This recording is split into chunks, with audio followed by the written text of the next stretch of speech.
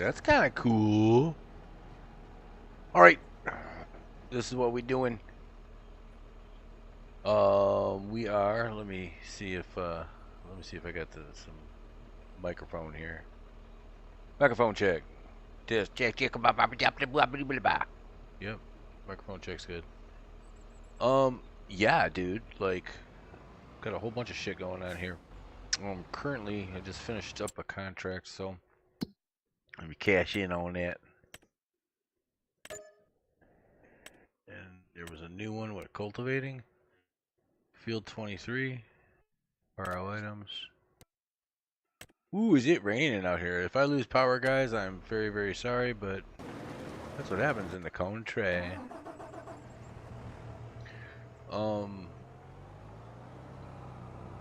Yeah, we got a few things going on here. Let me just start this. You bastard.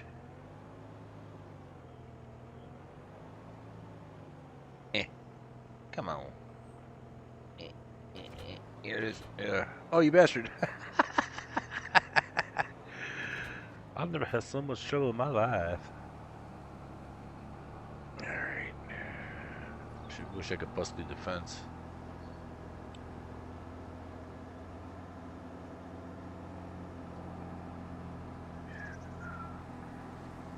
Oh, you bastard. So, a lot has happened. We got water buffaloes that are producing water buffalo milk, which is making water buffalo mozzarella cheese, water buffalo butter, water buffalo bottled milk. And the whole point of me, are you kidding me? The whole point of me making a dairy was so that I could make chocolate, and the only way that I can make chocolate is with milk. Is with milk, which is not buffalo milk. It's milk and sugar. So I was like, okay, well, I'm going to get sugar beets and I'm going to get a sugar mill and I'm going to make sugar. I'm going to take the sugar, I'm going to distribute it over to the dairy, which I did. It's going to combine with the milk. I'm going to make chocolate and sell it, and I am. I'm also selling bottles of milk, cheese from dairy cows, and butter from dairy cows, as well as the butter, cheese, and milk from buffaloes. So that meant I needed brown Swiss dairy cows. And as far as the water buffalo was concerned, I had about 30 of those, and I got 20 of those, so it was like 50. And the TMR, I had no idea like what a controlled TMR rate was going to be for 40 cows. So I sold all of my water buffaloes, and I paired them up with the reproduction cycle of the brown Swiss, and so now every 10 months I'll get 20 new brown Swiss, 20 new water buffaloes, and those being calves take 18 months to get into productivity until they can get into a reproductive state, and then 10 more months, so 28 months, and then I'll have 80. But with 40 cows, I'm chewing up probably about almost 10 grand in TMR per month. So if I get 40, I'm gonna chew up 20 grand in it. So you can see how I have to keep a close eye on that right now. Also in my production, I have hay and silage. This is just cutting grass and then dumping it over in here, and that's pretty cool. And with the hay and silage, I am putting it into my TMR machine along with the mineral feed. I bought this once at the very beginning of this escapade for $20,000, and I haven't filled it up again. These, in order to make 100,000 liters of TMR, it takes that much of straw, that much silage, and that much hay. So I have to make sure that I'm producing oats. Oats are planted in March and harvested in July. I'm also doing canola because that is worth a lot of money, and those are planted in August and harvested in July. So my July crops are canola and oats. Now, canola and oats sell for a very high price in the month of October and November on both of these, and November and December. So every October or November, I sell my canola, and this is a very low ball. It's in between these two ranges right here. That number, it usually sells for about 3,300 for 1,000 liters, and oats usually sells for a little bit more than this, probably about $2,700 per 1,000 liters. My fields are as follows. I have 2 canola fields producing about 160,000 liters, and 1 oats field producing about 161,000 liters plus straw that I then bale into 240 centimeter bales. I probably get about 16 of them. Each one of those are, what the fuck did I figure out they were? Like 20,000 liters or something like that. And if I don't store them in my hayloft, then I go ahead and I sell them, and I probably get about, I don't know, for a full trailer, anywhere between $24,000 and $30,000, which looks good on our bank account. Field number 25 is a grass field, and it is harvestable every 2 months except for the months of December, January, and February. And then starting in March, the cycle begins again. And I take and I distribute that grass to my little, oh no, not to my power washer, to this little hay silage production right here, where I do have over 3.5 million liters of hay and silage. So everything is going as planned. One new thing that I do have in my production, you'll notice I have a sawmill, a wood miser. So on those things, I am making planks, long planks, and beams.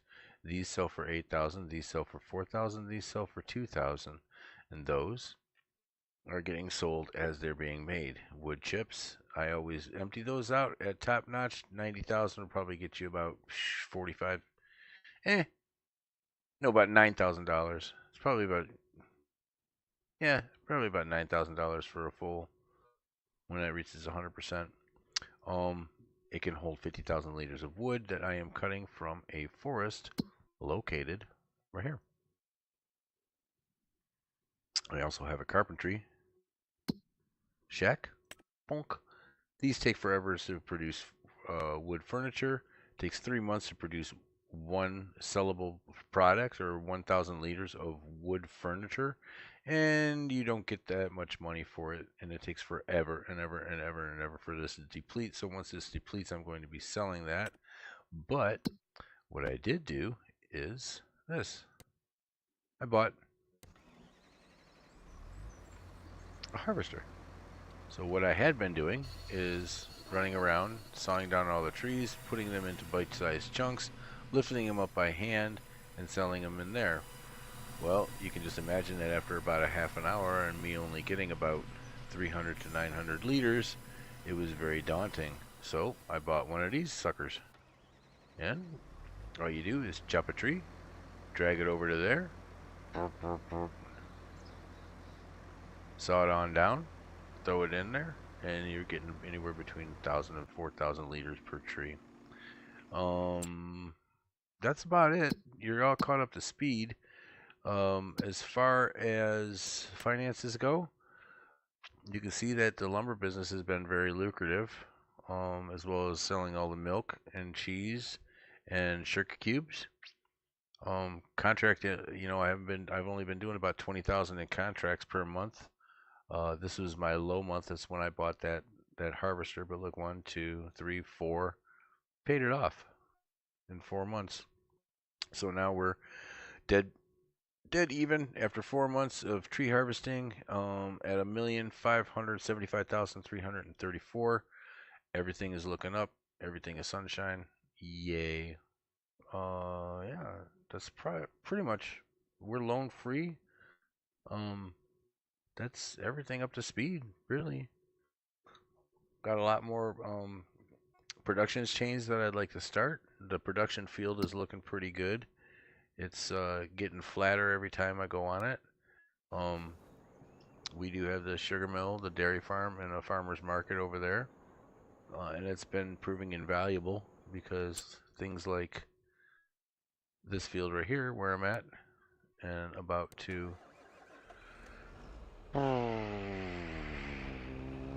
collect from this spinach harvest, it just has to go right across the street instead of all the way over on the other side of the map, because there's only one farmer's market, one sell-all or a general store, one animal dealer where you can sell poop, slurry and manure, and hay and grass, and then a gas station. So really, when it comes to production points, I'm it.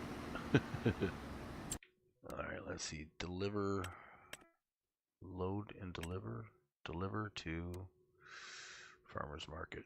Arrow. Farmer's market, looping. Let's see if this will work. It will probably take it all the way down that road and all the way around, back up. It won't cut the field like I do. But, what the hell else am I doing? Come on, go. Go. You got to go. What'd I tell you?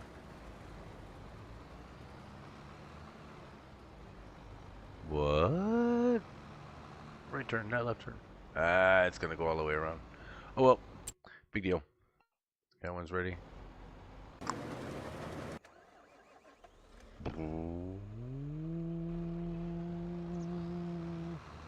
This one also is going to the farmer's market, but it's only 16% full, so I'm not even gonna bother. Where the hell is that thing? I'm heading for it.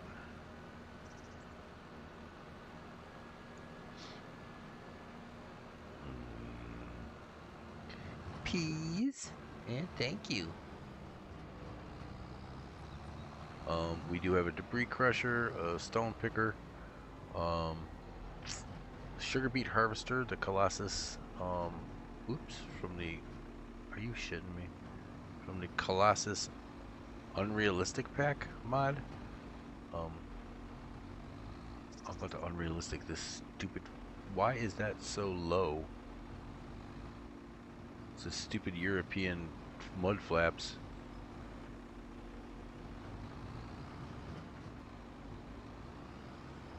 Come on, get in there. Oh, now I'm just pissed.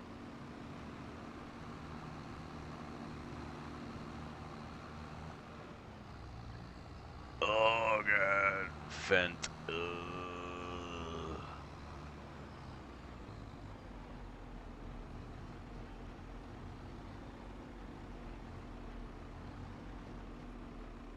This is the stupidest.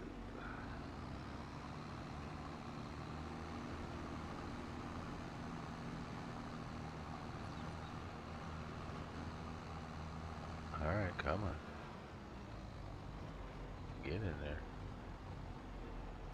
If you get too close, it's gonna hit. The stupid tractor is too high, it's gonna hit. Come on. Get in there. Oh, you motherfucker. Stupid fucking peas. Look, it doesn't even go all the way in.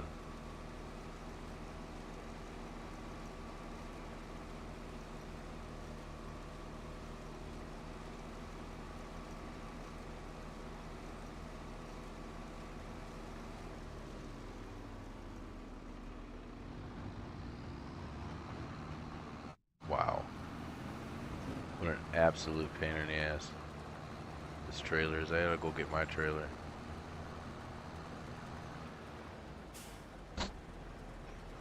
See how bad I messed up there. Well, I messed it up bad. Well. Yeah, but everything's going smoothly. Yeah.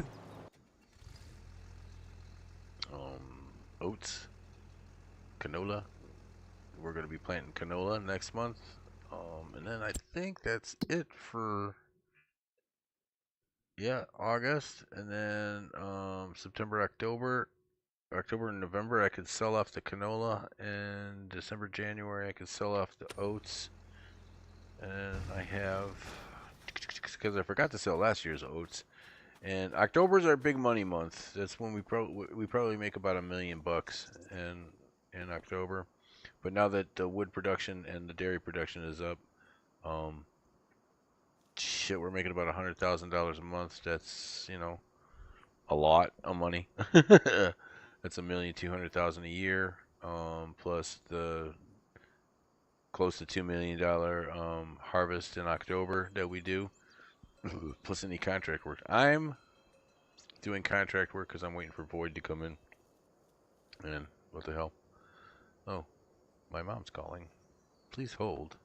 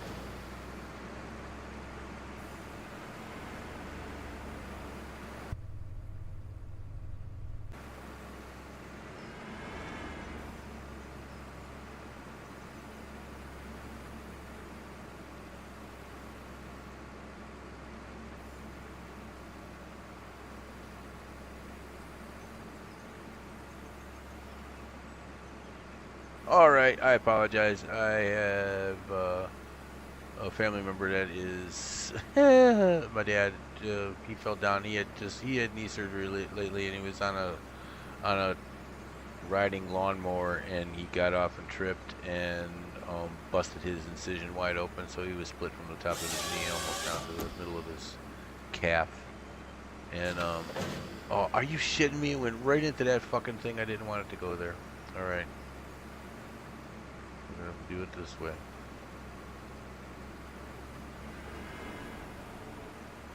Oh, that looks a little thick, too. See, there's another thing, too. I have the 70 centimeter cutter on here. And for another, I think, $400,000, I just paid this one off. So if I wanted to go ahead and spend $750,000, I could get the 120 centimeter cutting range. But if you go up the tree trunk,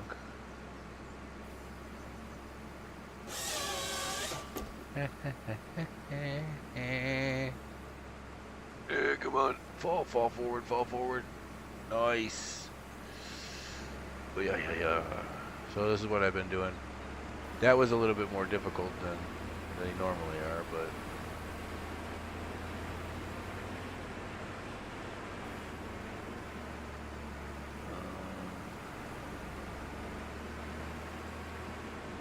turn.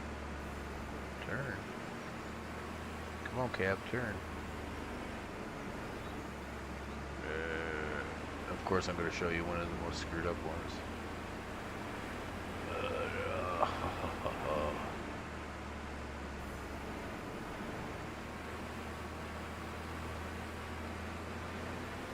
Yep, you like that? Nice and easy peasy, huh?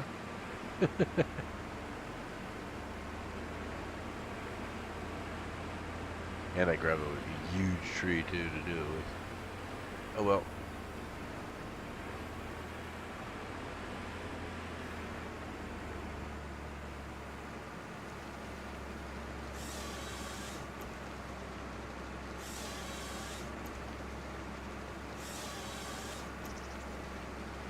Just gonna have to grab them off the ground.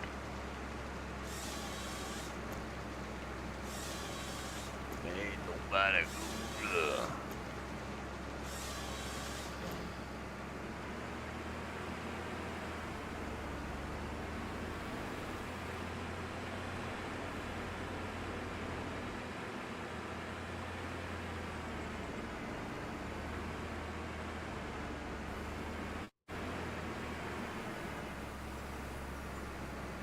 Alright, flip that forward.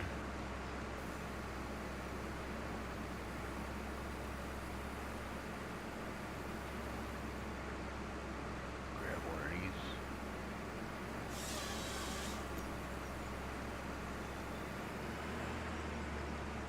Come on, get up.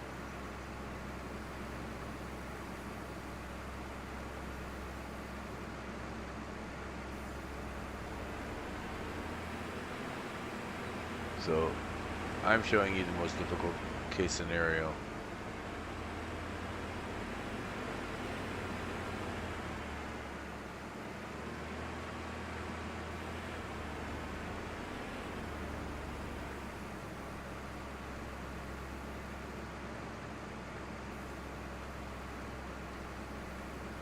Come on, bitch, turn.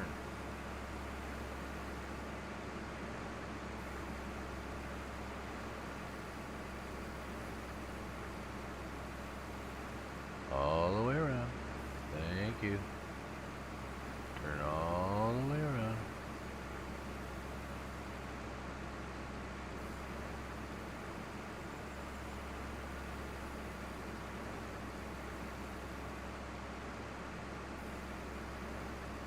Turn all the way around.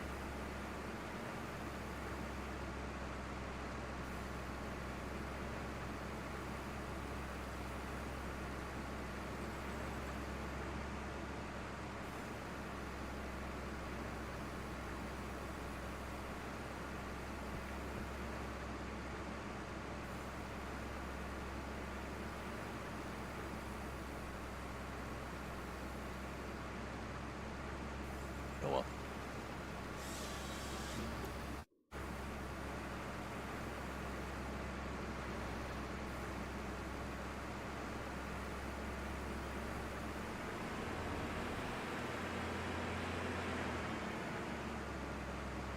Stupid header.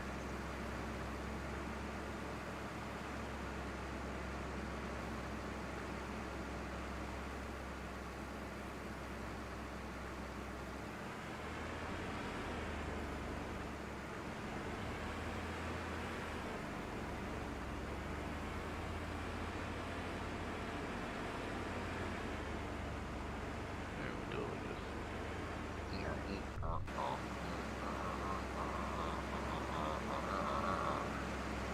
Hoi, hoi, hoi, hoi.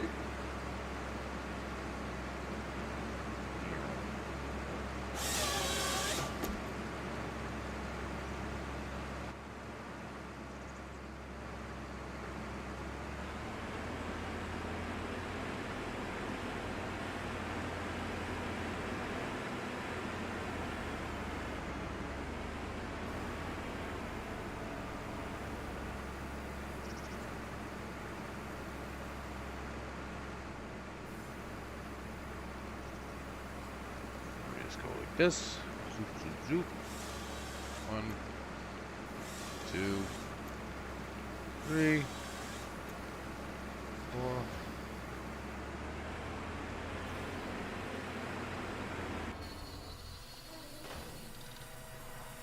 Bonk. Bonk. 44,000. Anyways. Here.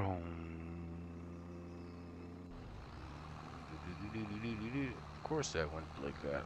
Because why wouldn't it?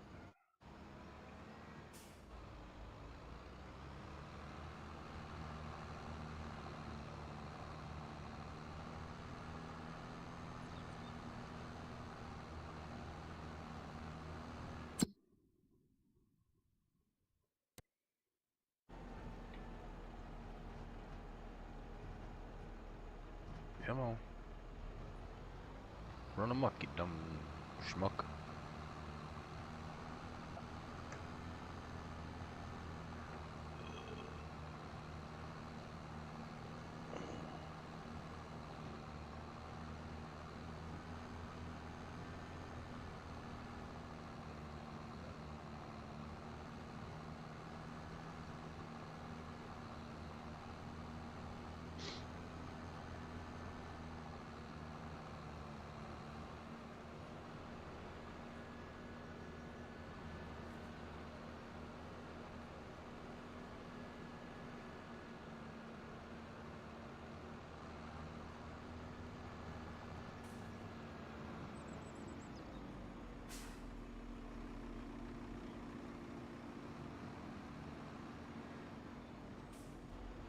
Probably didn't help that I've been up since 6 o'clock in the morning outside cutting down trees on my own.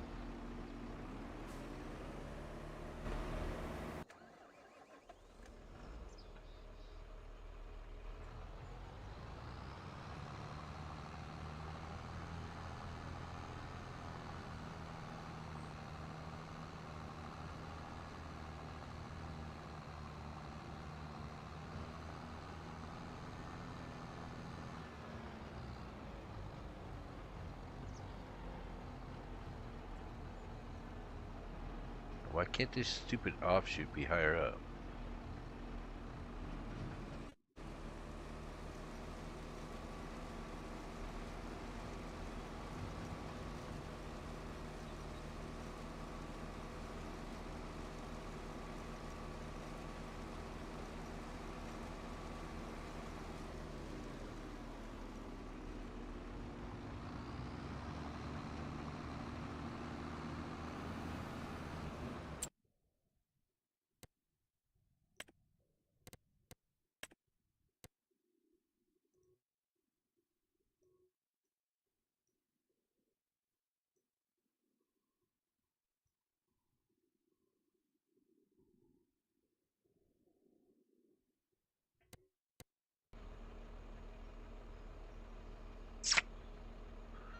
Now what I want to do is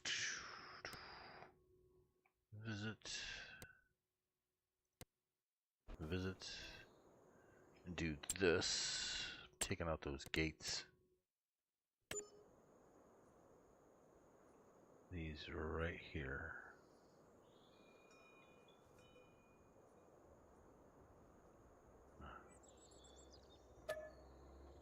Yep. Alright, cool. Now when my damn tractors go in and out, they ain't gonna hit nothing. Alright. Except that friggin' telephone pole in those trees.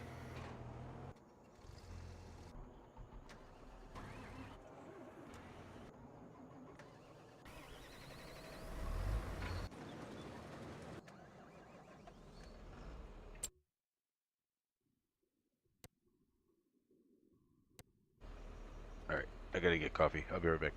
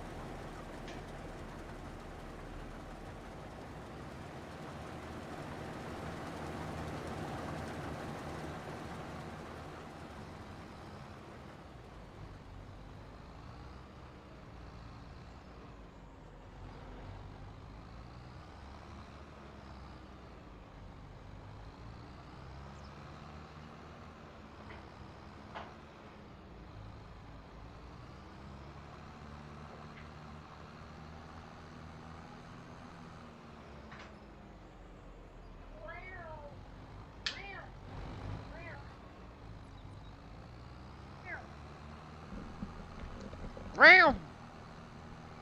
Meow. I hear you.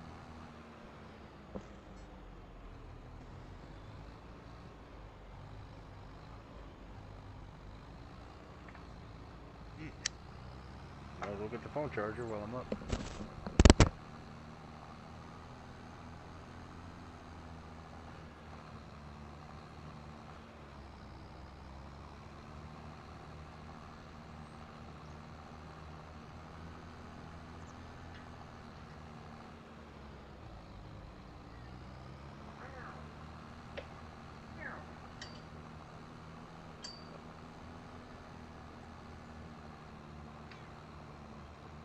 You're a menace, cat.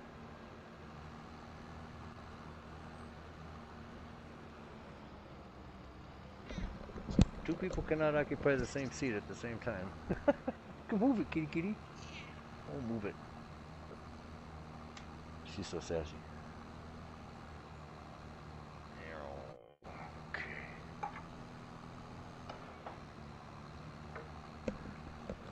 Oh, good lord. full of?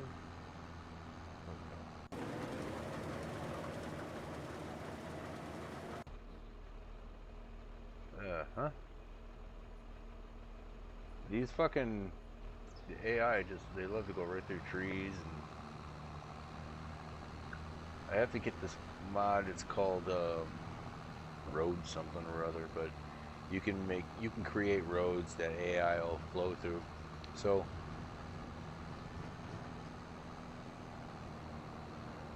that road that's right there is a base game road, and I put a farmer's market in off the property. So if I want to deliver to it, I have to basically at one point or another, somewhere along the journey, either going to or coming from, these AI things get screwed up, and that's because there's not really any roads. I need that mod so that I can make my own roads and AI can recognize it. What are you doing, cat? Oh, it's a coffee maker.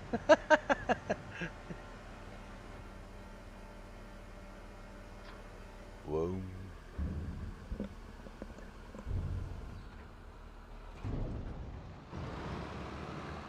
Whoop up, Jub.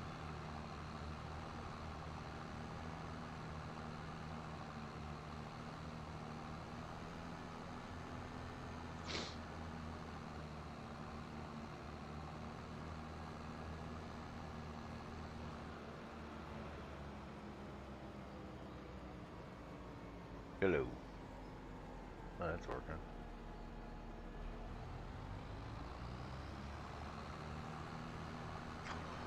See, I come make the road through here, clear out that tree that's right there, and be on my merry way. Leave a stump right there.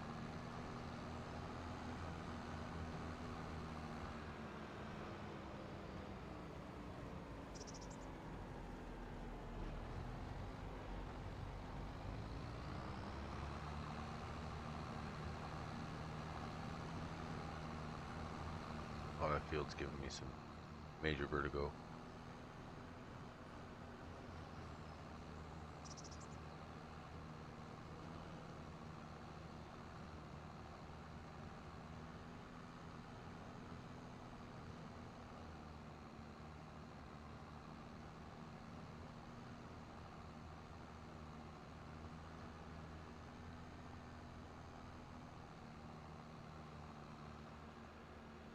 How slow this is going.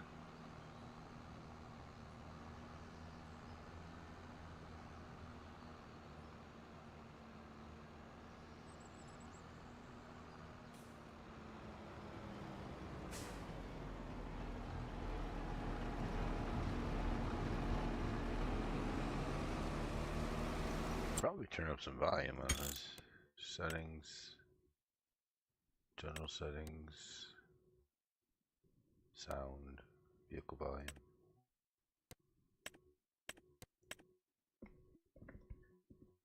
Alright.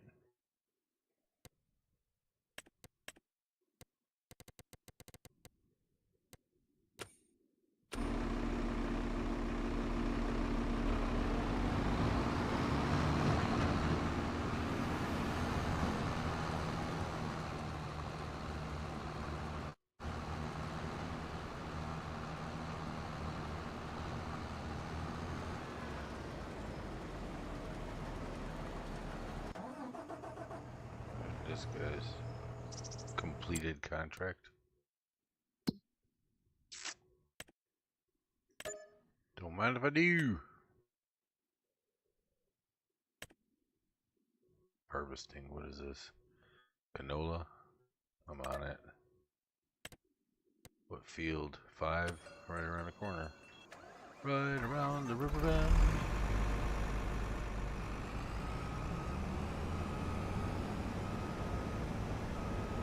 Oh, I should have used my own damn tractor, my own harvester.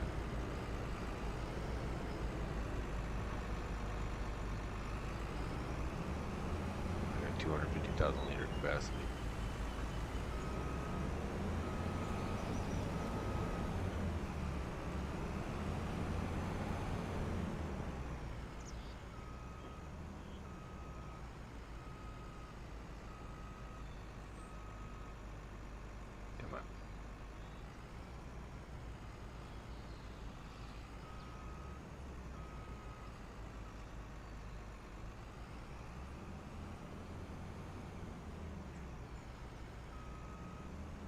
Like I've never done this before.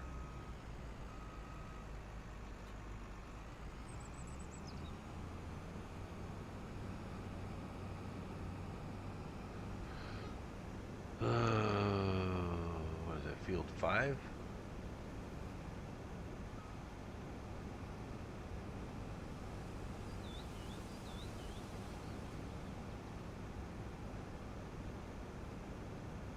What field is that on? Oh, not that one.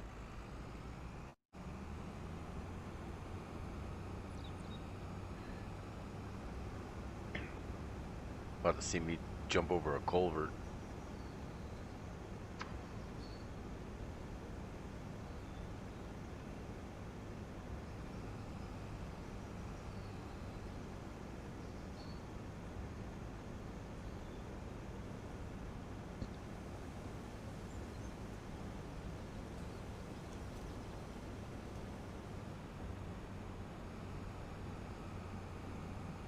Is there a place for me to park this header?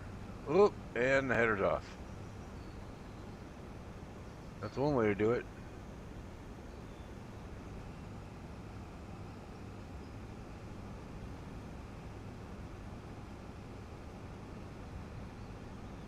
That was definitely one way to do it.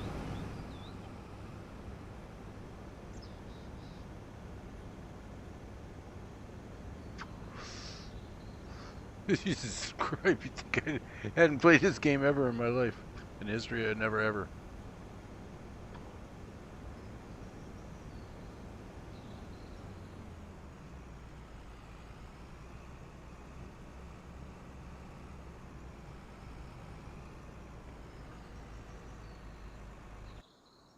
Alright.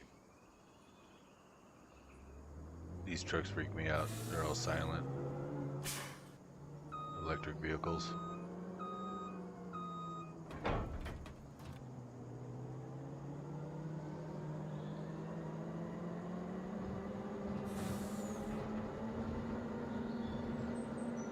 Where are we taking this one to?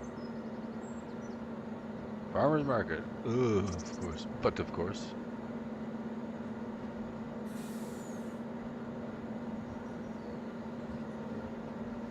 Jump!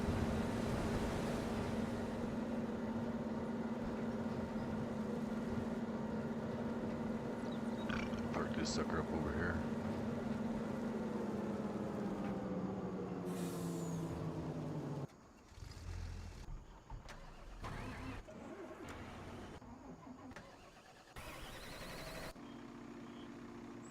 Oh my god.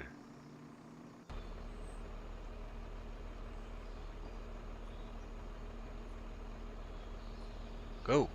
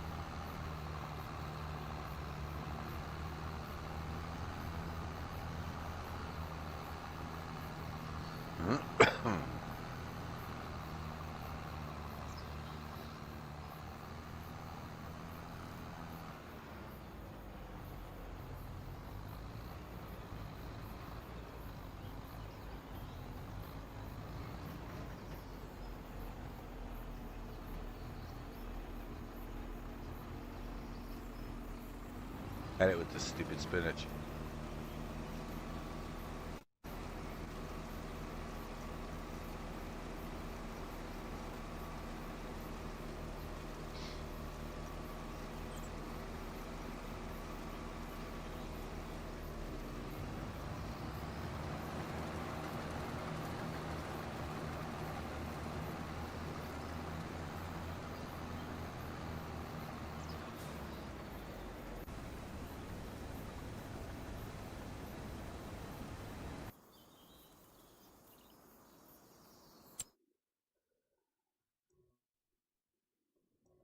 Look at this guy. Like an idiot.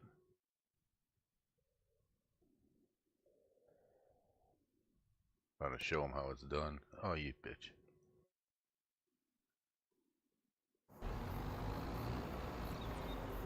This is how it's done.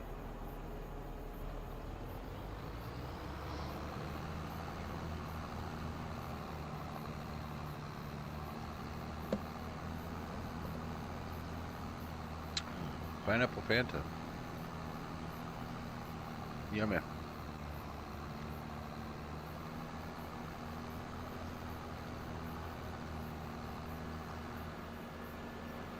Let me know in the comment what's your favorite flavor of Fanta.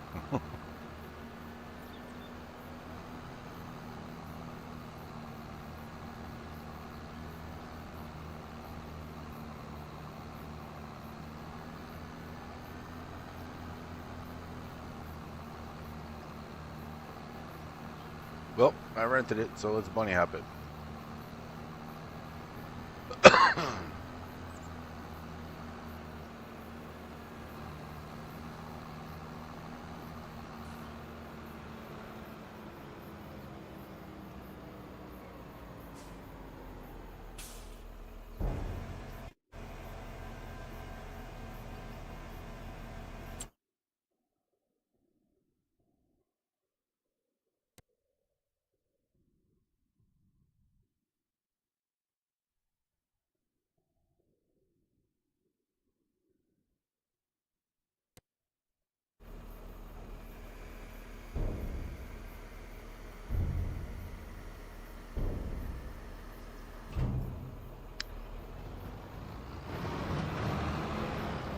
How it goes. Where you going, buddy? It's so confused. Field's over there.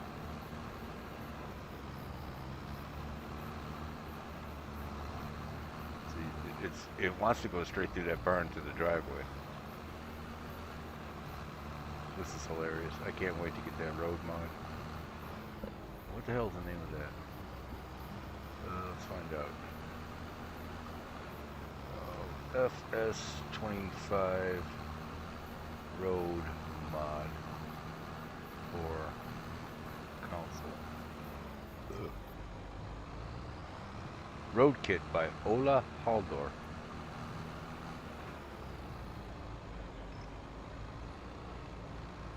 Nice.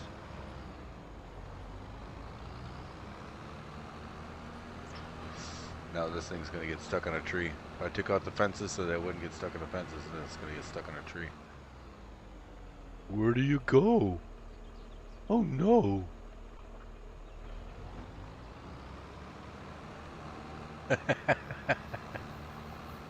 It's pretty damn incredible if you ask me, though. I mean,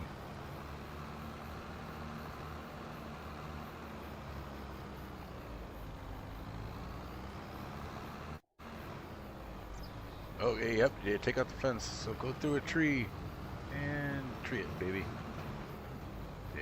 Good thing I took out the fences. Well, good. He's gonna make his way back.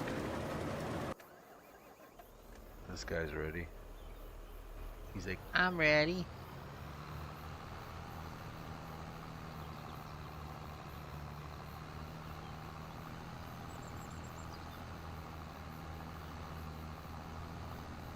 Man, he can't even get the good solid headlands in.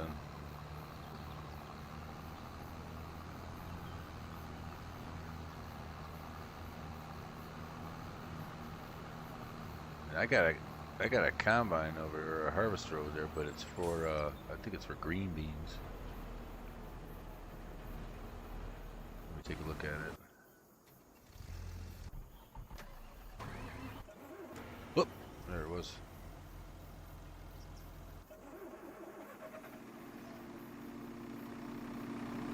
Yep, it's a green bean header.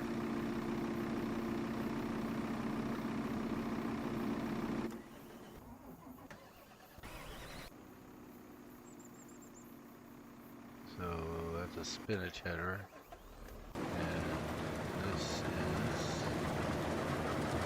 peas header. Yep. Damn. Oh well.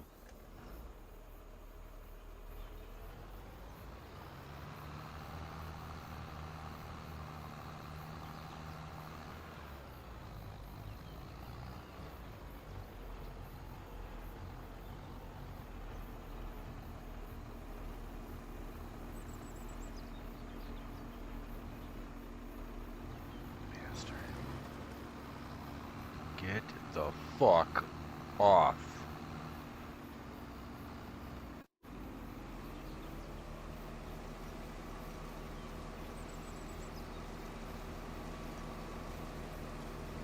Stupidest trailer setup in the world.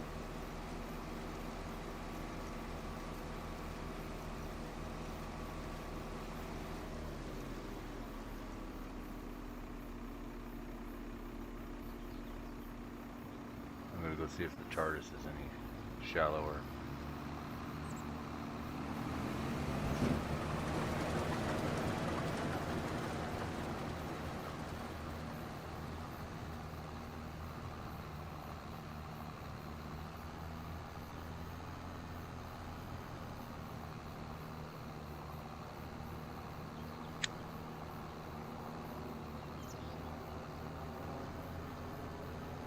TARDIS is shallower, I'm taking it.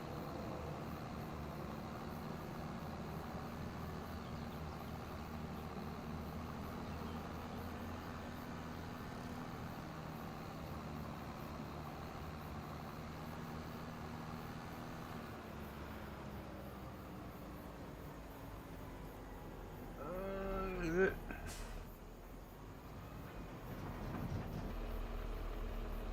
Maybe by a little. Yeah. Can I do anything with those sides?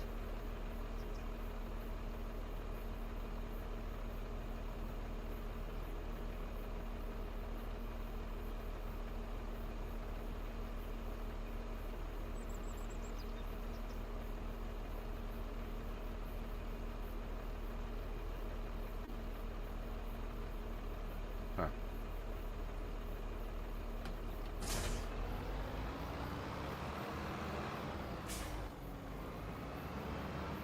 See if it'll even put it in the TARDIS.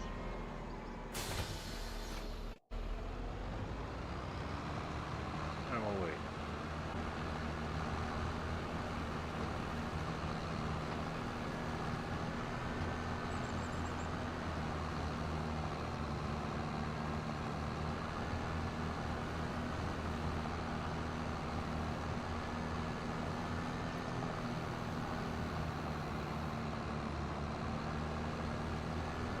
Over there waiting on me.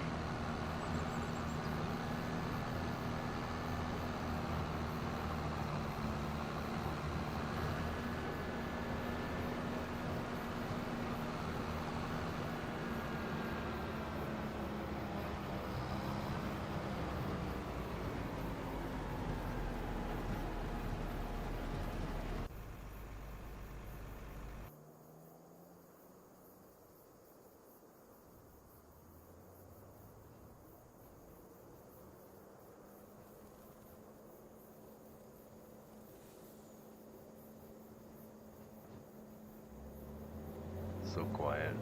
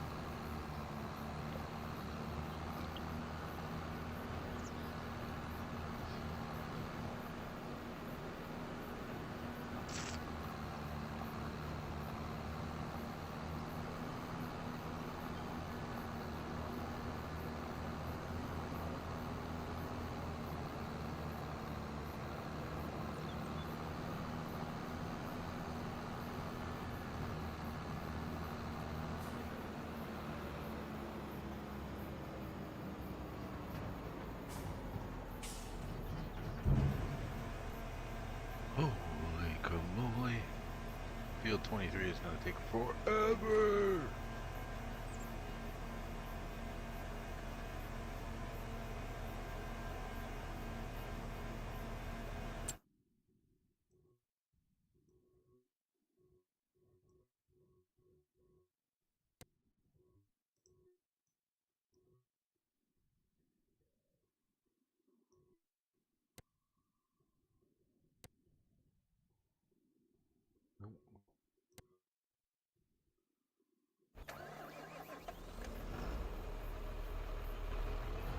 See if it'll load it into the TARDIS.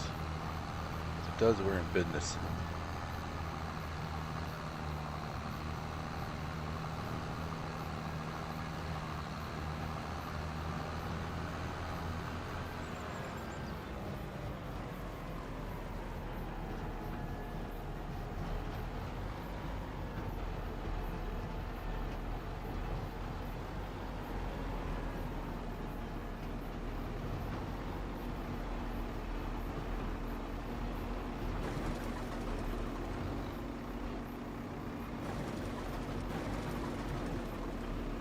Are you fucking shitting me with this bullshit?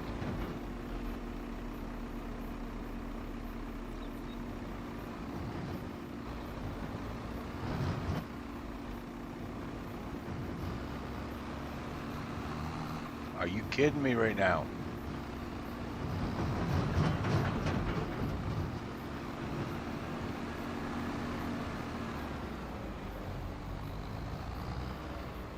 You know what?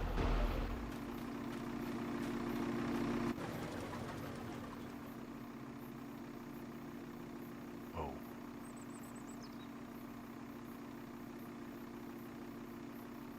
H.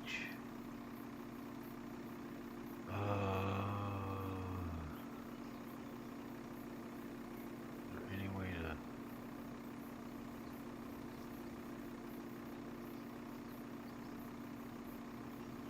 all the way up?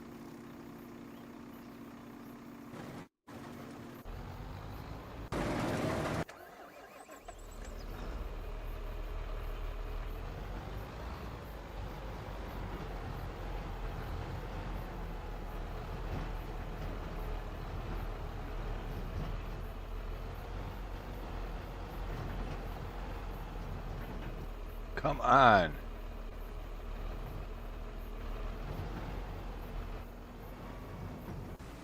Oh, there it went.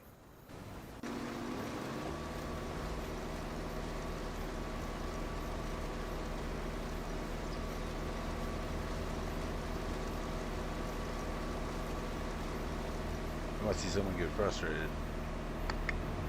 I'm your man.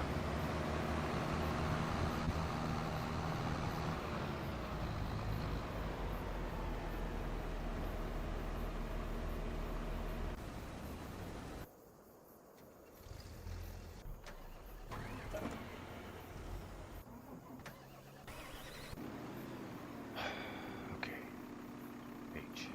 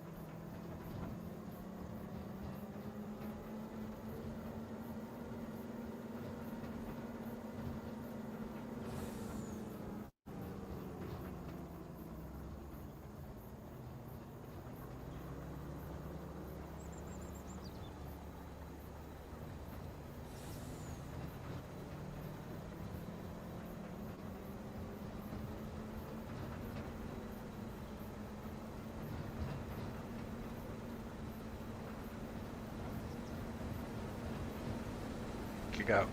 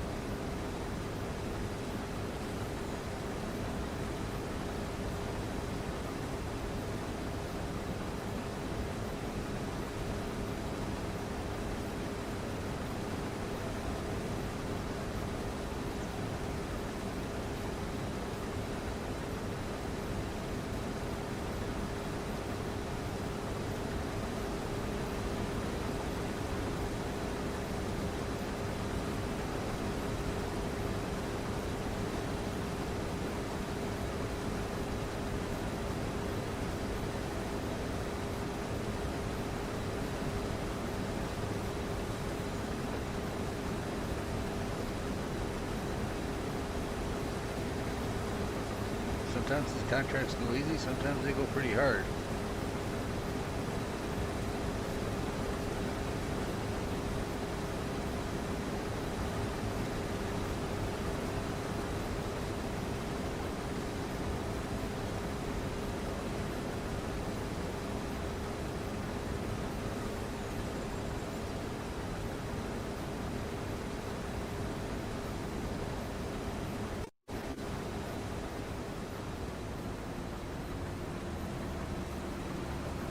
Oh no!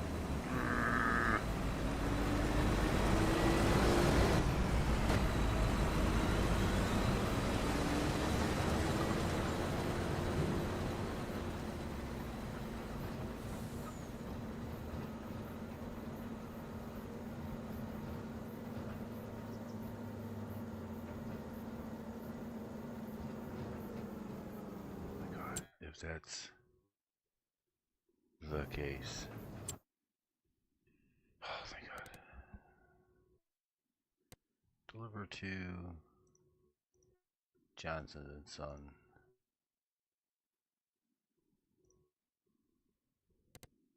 Boom.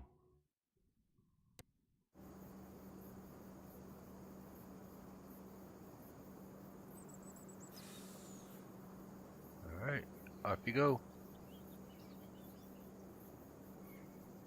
Off you go.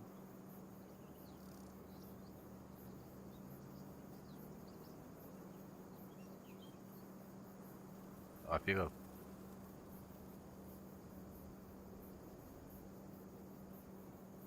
Off you go.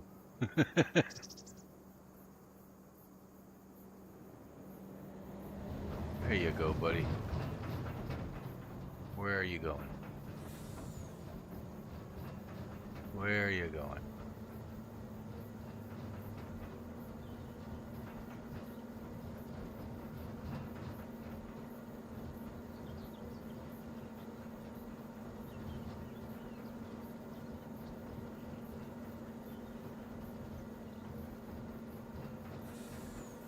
Alright, now my monkey's at my circus.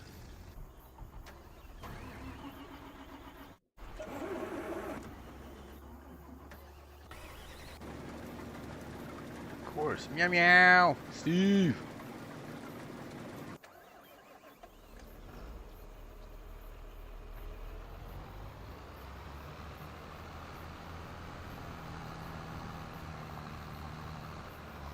Steve, my man.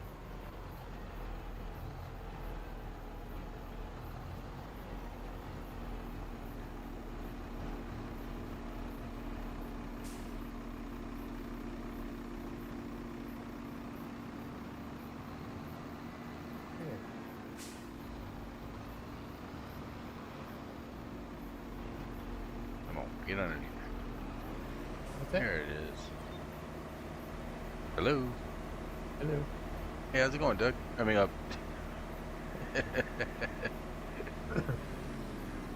What's up? What's up, guy? How the hell you doing? Good. I wasn't expecting to see you on. Oh yeah. I've been on periodically all day. No work today? No, Monday's my day off, so I took it. All right. Yeah, I was up at 6 o'clock this morning, and remember I told you I was gonna get some work done? Yeah. I did. It was raining a little bit and it was wet, so I started 2 campfires. I started one in the big fire pit and one in my little fire pit. Started burning everything because I'm cleaning up, doing yard work. Fired up the 4-wheelers, fired up the lawnmowers.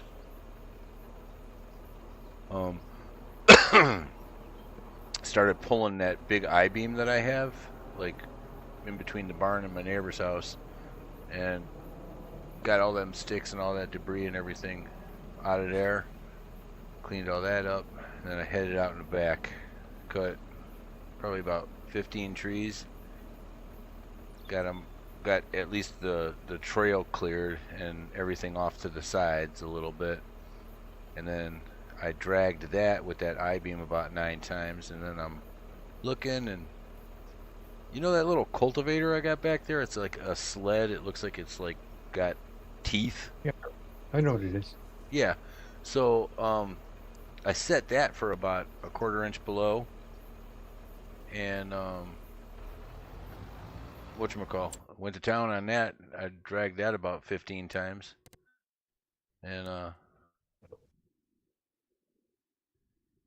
invalid crop for selected target. What the fuck? Okay, no problem.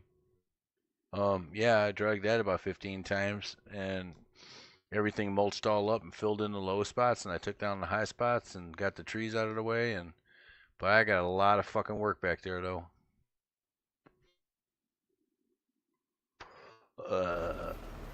Steve says, I'm not on fire yet.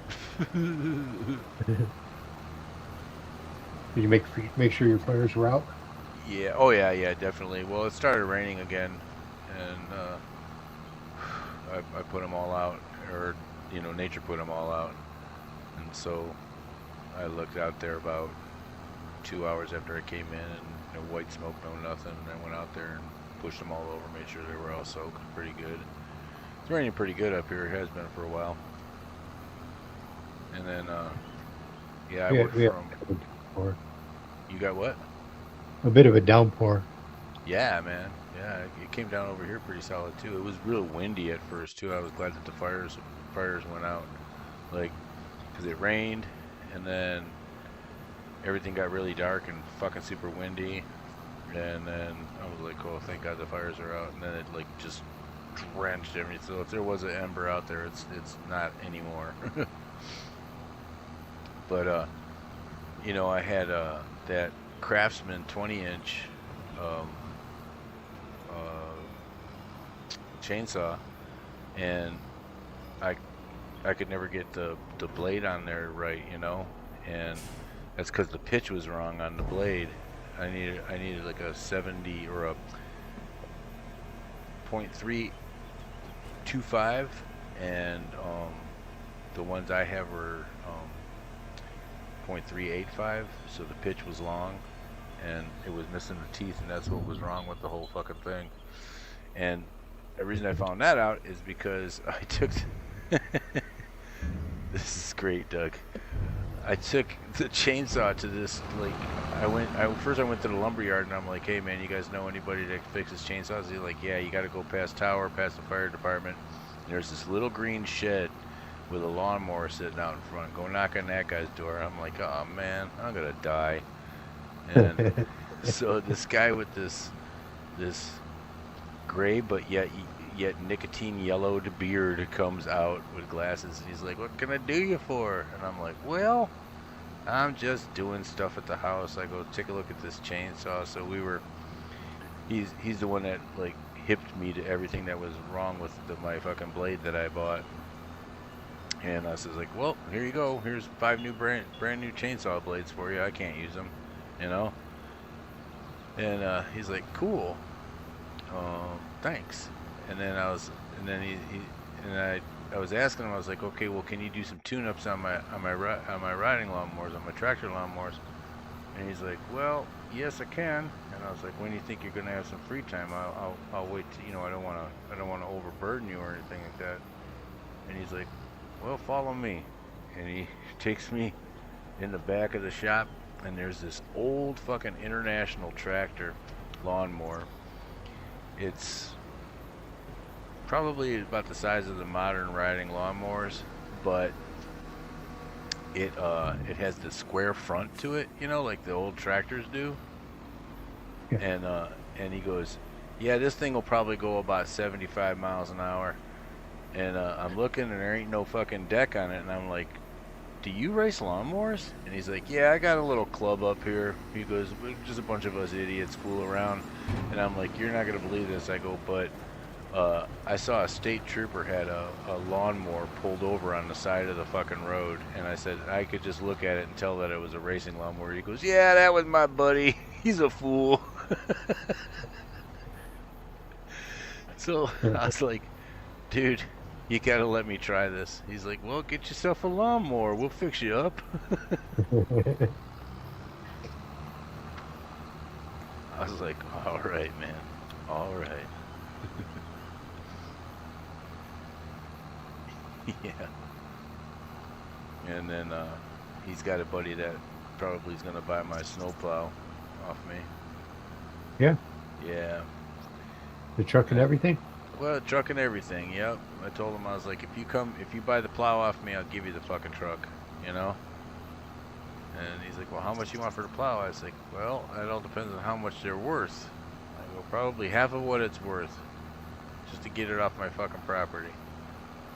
He's like, all right. So I looked it up. It's worth like 1,700. So I'll probably get like $800 $800 for it or something, you know. I mean, go 1,000 and let them try to talk you down, or Yep, sounds like a good idea to me. Because literally, I thought that snowplow was not going to be worth no $1,700 used, you know. yeah. I mean, it's still in good shape. Yeah, Snow Dog. It's called the Snow Dog 50, SD50, and it's got all the trim, you know. Well, we used it to plow down land.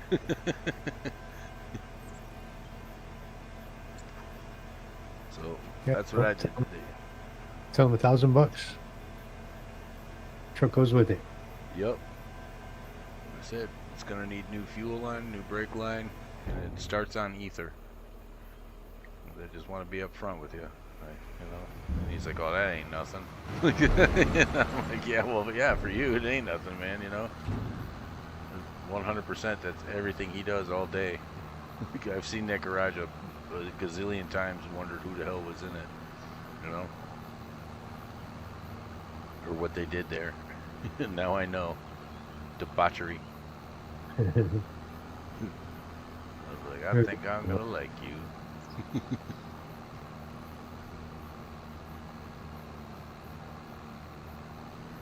Oh, this contract on Field 23 is kicking my ass, dude. Which one's that? Peas. Oh. Yeah. I got spinach, and they gave me this teeny tiny little trailer for it. And then I got peas, and they gave me this oversized trailer. So I got the fucking trailer sitting over by the oats, and I can't get away from the spinach. Every time I come back to it, they ask me to load it up again. And so I grabbed the TARDIS, and I was loading spinach with the TARDIS. And now it's sitting over there blocking the way. Not for long.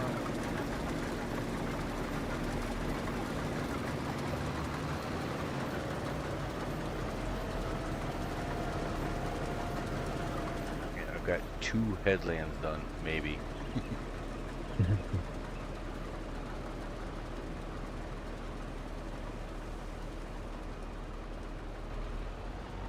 But if you look over at our finances, we're making about 100,000 a month.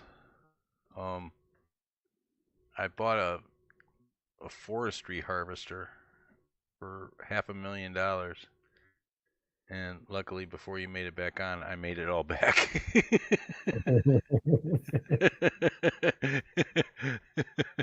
Yeah, so everything's gonna be profit, but it loads that stuff up really really good. You know, if I keep it up like 30, 40,000 liters with the wood production that I have it doing right now, it's going through about 12 to 18,000 liters of wood a month. The milk has been Go ahead. I'm sorry. Did you freeze up? I did not. Did you? No, it just seemed like it did. Okay. Milk and buffalo milk, like in the dairy. I just got done filling those 2 back up, but that went like, well, look, we're almost a year, like 6 months before I had to fill them up again. I just took 90,000 liters of silage or slurry. Got like $3,000 for that, or $5,000 for that. Wood chips now, selling those, so that's profit too as a byproduct. The cows are going through about 8 to 10,000 liters of food a month, and whatchamacall, yeah, anywhere between 8 and 10,000 food, and that's at 40 head, you know. But the milk and the dairy, like the milk and the sugar and everything, has been holding steady. TMR, like to make 100,000 liters, we're only using about 42,000 of silage and hay and about 7,000 of straw. So we're good to go on that, but I still been feeding grass into that thing. The sawmill, that one's just like I said, that's it's chewing up wood. That's because I got three different products being made out of it. Sugar beets, we're still at 130,000 liters out of 360 for a whole year, and we're yielding what, 500,000 liters off the sugar beets. We're in pretty good shape as long as if I cut 4 or 5 trees every couple months and stick them in there, and we're good, you know. We're good, and we'll stay at that $100,000 profit margin. I forgot to sell the oats last season, and we still remained in the red. So we're sitting on like, I'm sorry? In the red or in the black? Oh, we're in the black, I'm sorry. So we've remained in the black, even though I didn't sell the oats. So we're sitting on 300,000 liters of oats and about 160,000 of canola, and that's in October. So our biggest spending month has been March, and that's because we're planting, so we have to pay for fertilization and seed plus workers. So we're spending about $30,000 to $40,000 in the month of March, and in the month of October we're making about $1.5 million easily, and then now we're making 100,000, so about 1,200,000 throughout the year. So we're looking at about $2 to $2.5 million profit a year, minus expenses.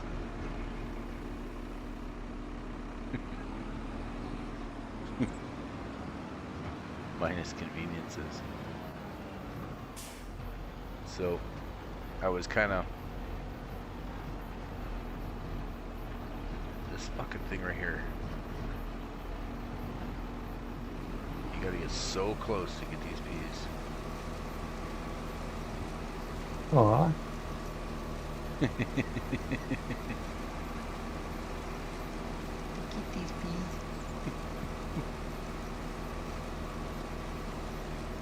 But I was looking at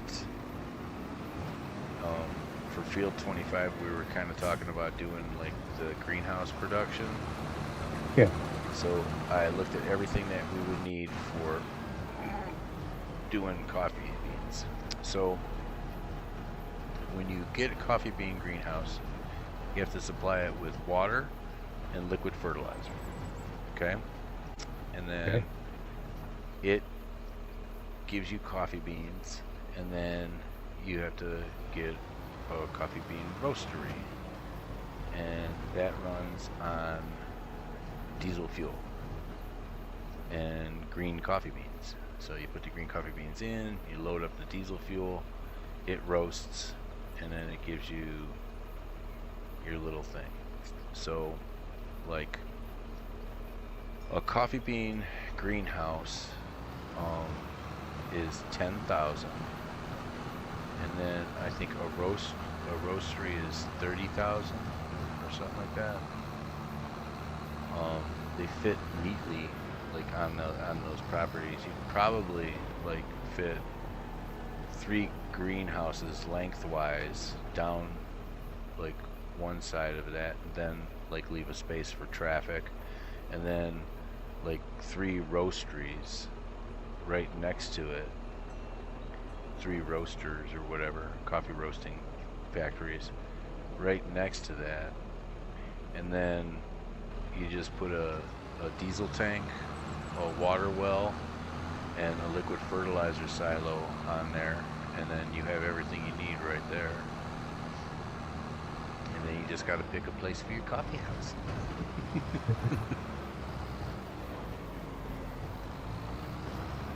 Right on the back porch. Yeah, right. Yeah. Right.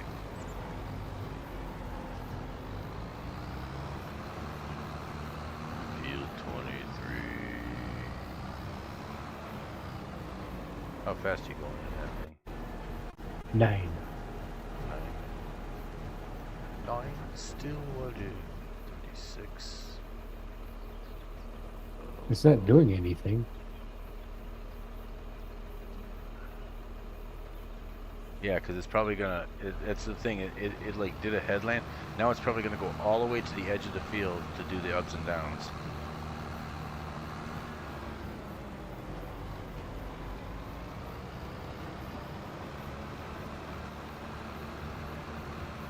It's been doing that. It like did one headland, stopped halfway, went across the field, started on the 3rd headland, went all the way around, started on the 2nd headland, and went back and did the 3rd headland.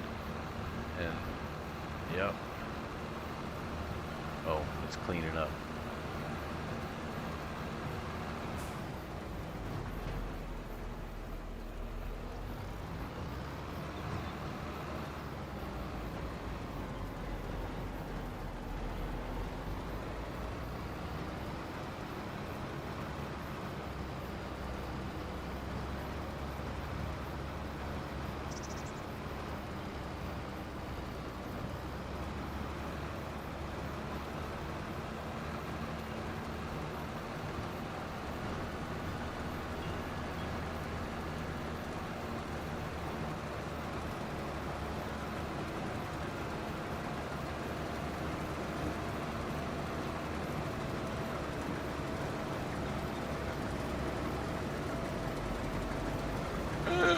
Bitch. Yeah, I hate how fucking good. Oh god, I hate peas. Or you can always cancel that one. Yeah, I think I'm gonna have to because I've done nothing but bitch and complain about it since it fucking started. You know, it's not like we're in dire need of that contract. Right. But buying that forestry harvester freed up the tractors, so we're back up to 4 tractors now, which makes tabbing through tractors a little bit of a pain, but I mean, you know, like I said, we're in pretty good shape, dude, you know.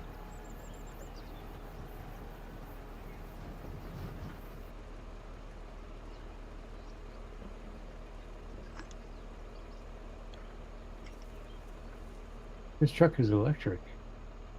Yes, it is, and it's quiet and it's quick too. Except for when you're going uphill with a full thing of canola.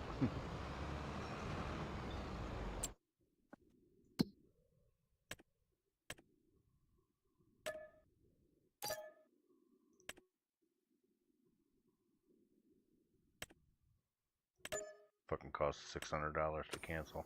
Worth every goddamn penny. And I stole some peas.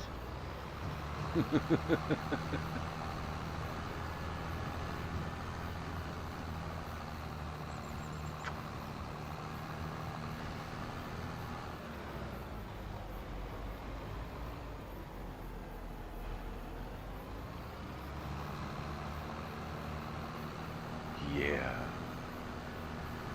Yeah, so I had fun today fucking dragging the trails. And like literally like there's so much fucking just I'm just gonna pick a spot and start fucking cutting and pulling and burning and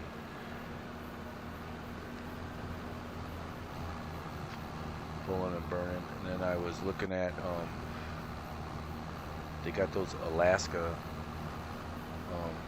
saws that you can buy, and I think like the actual rig, the one that hooks up to your chainsaw, the actual like mill part of it, the bar to make the mill out of the chainsaw is like $70, but the most expensive thing is that you got to buy these end plates and 2 long steel square tubes. That's about $200 because you put the end plates on the log to get it started. And that's what your Alaska mill like runs on, and then you take off that slab wood, and then you run the Alaska mill, like you set your depth 1 inch, 2 inch, whatever, 5 inch, 6 inch, 8 inch, and then you run it down the log that way. And I was like, huh, that's comparatively less money than buying a mill. But that's 3 years from now is project.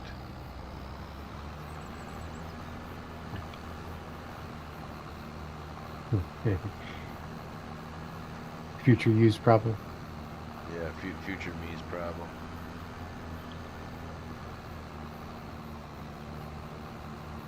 Is it July? Oh yeah, August we gotta plant canola, I think. Yep, August we gotta plant canola on the 2 fields.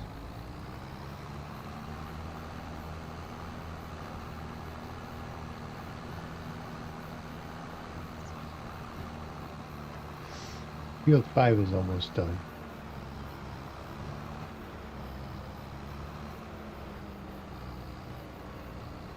Speaking of canola.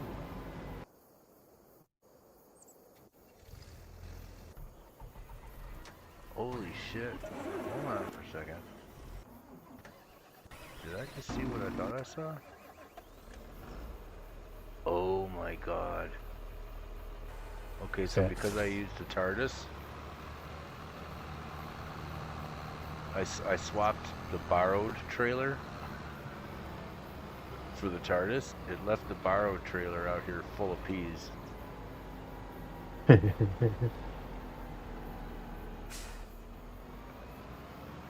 So now we got 2 fucking green trailers from contracts.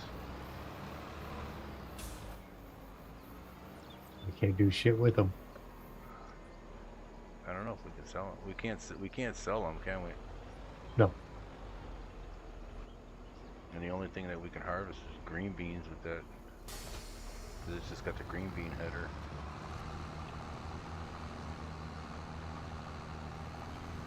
Oh, and you know how I always buy shit and make mistakes? Yeah. Boy, leasing sure does save us a whole bunch of money. Leasing to see if it's the right thing, you know? I didn't know you could do that. Yeah, you can lease it, and then like say you wanted a header, and then it doesn't fit on your harvester. You just immediately turn it back in, and it charges you $0. Only time it charges you is like it charges you by the hour, and then a flat day rate. So I think if you don't take it off the property, it doesn't charge you anything. But if you like take it back to your farm and try to use it and it doesn't work, it charges you the lease fee, which is like anywhere between, they can charge you anything depending on what kind of equipment it is, between $9 and $15,000.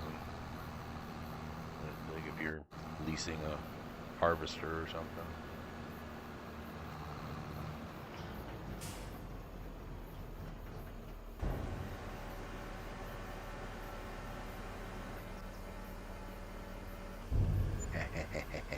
$35,000 in peas.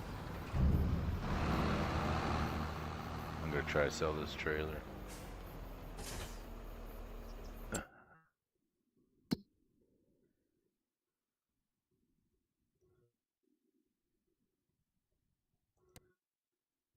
It just says to reset it. So Find somewhere to just park that stuff. Park it in the woods. yeah.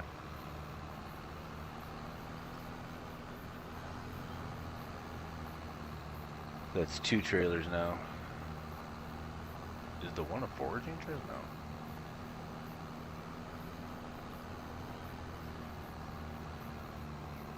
The combine, it took back the combine, but it didn't take back the trailer.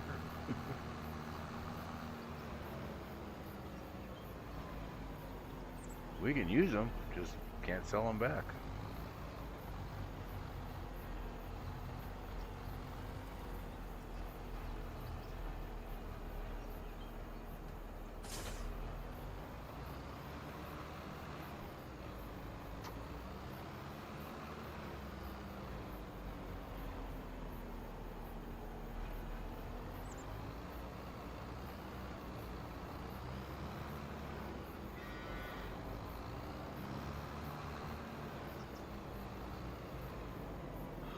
Holy shit. No way. Is that Dude, the tractor too. Because I had the tractor hooked up to the TARDIS, we've got 5 fucking tractors now.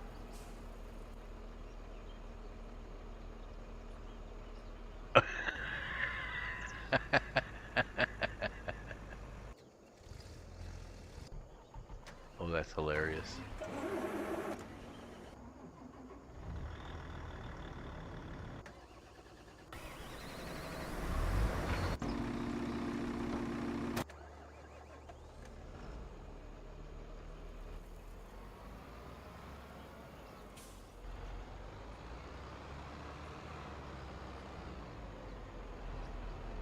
I wonder, hold on.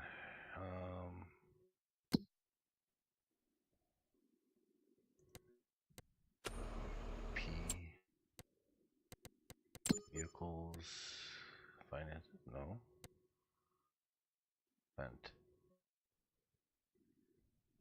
Yeah, it's not coming up on our owned vehicles. Could that possibly be a lease? I don't see anywhere on here that like says leased vehicles.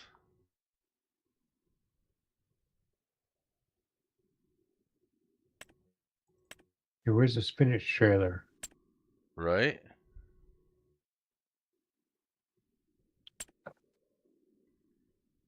It must have took that one back.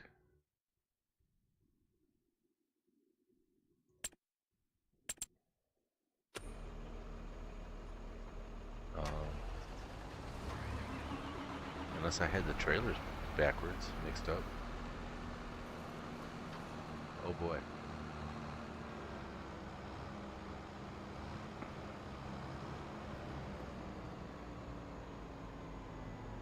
It would kind of make more sense. I was even like, the stupid motherfuckers gave me this big trailer for the stupid small fucking harvester and the small trailer for the big one. Fucking idiots.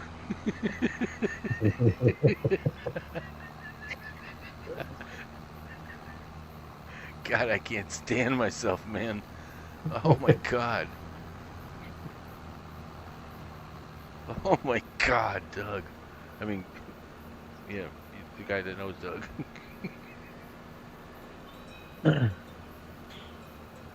Fuck. I've been up way too long. It was fun. It was fun though this morning. I took a nap earlier, but it was fun this morning, like doing all that shit. I was up and at it, dude. Like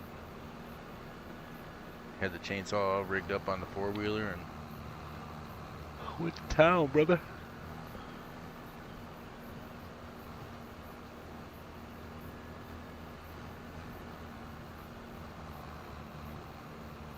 I said I went and bought a new battery charger today. Oh, for what batteries? The lawnmower and the 4-wheeler. Nice, nice, nice, nice. Do you got the 4-wheeler running? I changed the wiring harness, Yeah. but then I needed to charge the battery.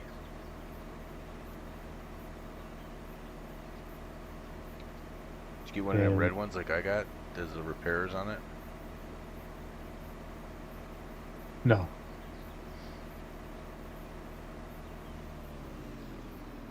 Get one of them yellow ones. I got one from Battery Tender. Okay.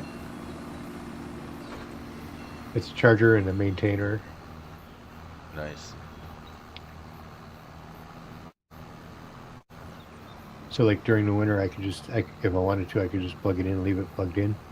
Yep.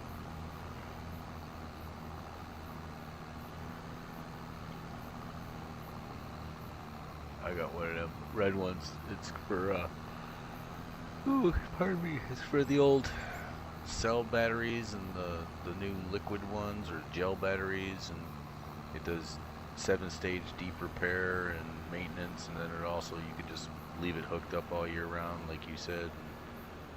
And it'll just maintain it without overcharging it. And yeah.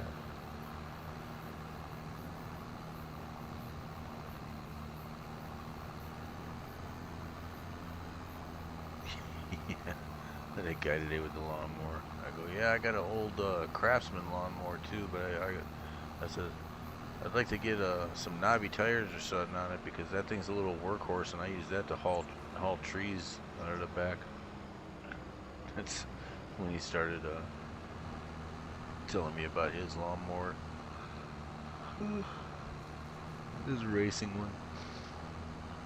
Boy, but what a high center of gravity though, dude. It's probably, you're sitting up high.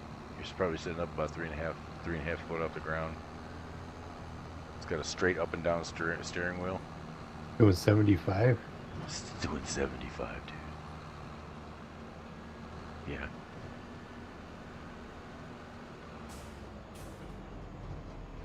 He got the biggest shit-eating grin on his face when I told him about that state boy that pulled over that kid, though. It's like, yeah, that's my buddy. He started laughing. I said, man, I almost turned around. He goes, yeah, get a picture, right? I was like, yeah, I wanted to.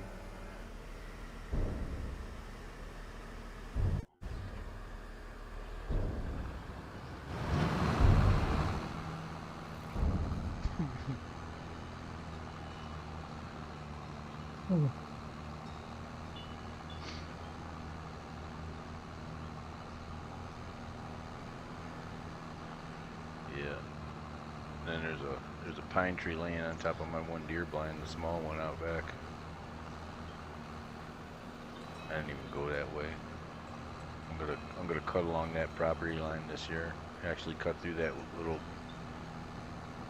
little woods down that shooting lane, so I can properly divvy up that property. I mean, divvy it up. Well, the way it is right now, I when the trail goes off the property onto Daryl and Holly's property, loops out about 20 feet, and then comes back in, and it's got that one green pole with a yellow marker on it out back there, and then the property line actually goes straight through that middle section, almost parallel with that hunting blind, and then straight back past that, and that's where it ends up on the corner there back behind Jared's.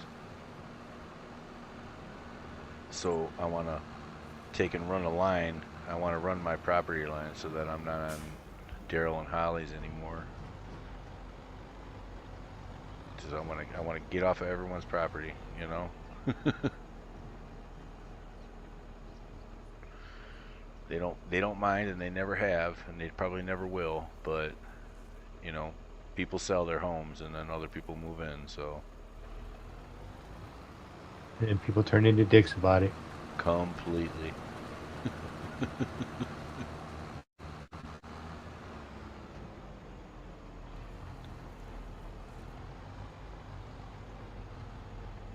So I think to that back property line back behind him, I have that trail over there, and it's filled with nothing but pine trees that got cracked off the top of them 30-footers that I got back there.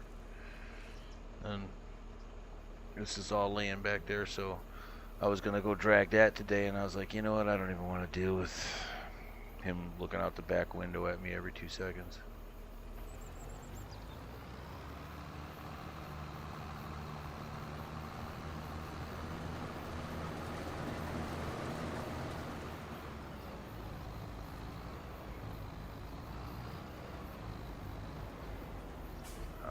not going to come up next to you because that vehicle stops when it unloads.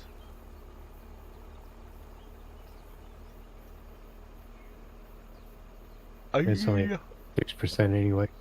How much is it? 26. 26. What the fuck, man?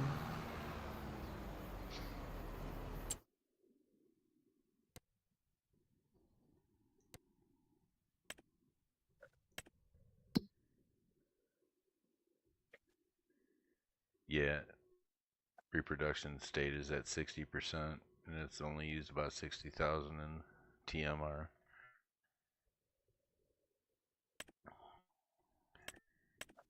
And then when the calves are born, it takes 18 months for them to get up to puberty.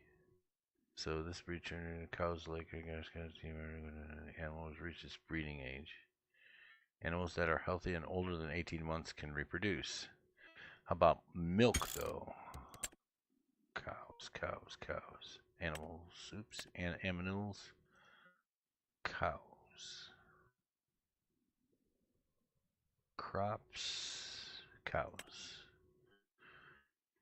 Okay, in Farming Simulator, there are cows that produce milk and cows that don't. Different breeds of cows provide a different amount of milk and also achieve a different selling price. Brown Swiss and Holstein cows are used for dairy farming. Good thing I picked Brown Swiss. While Angus and Limousines are only bred for solid profit. Total mixed rations is the best food for cows and will maximize their milk production. Find more information about this type of feeding in the respective section on how to produce totally mixed rations. Well, it sounds like they do milk all the way through. Like, age of maturity is 18 months. It doesn't say anything about not producing milk when they're not in the reproductive cycle.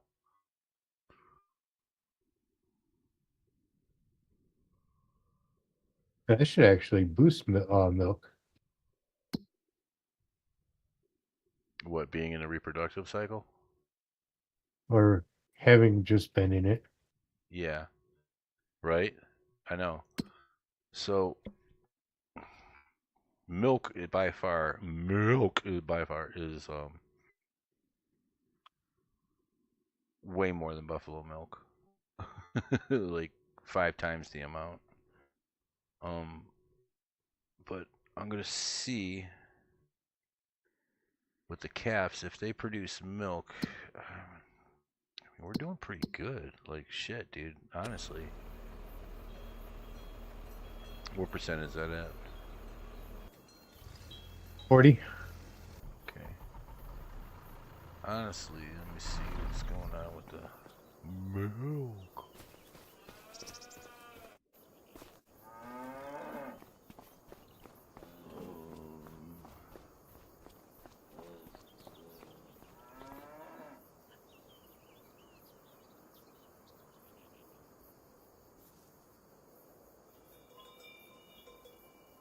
Yeah, because I just emptied it last month.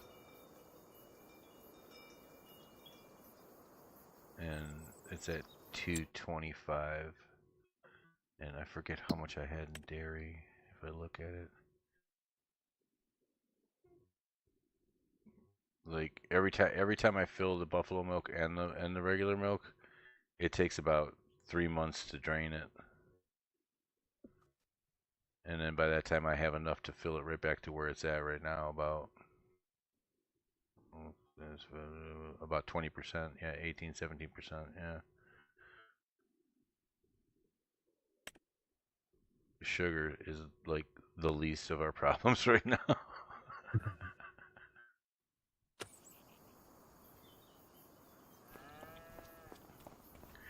No, we need some goats and some sheeps and man, I was looking at so sheep makes wool. Wool you send to the spinnery and it makes fabric. Fabric you send to the tailor and it makes clothes. Clothes you sell at the general store for $16,000 per 1,000 liters.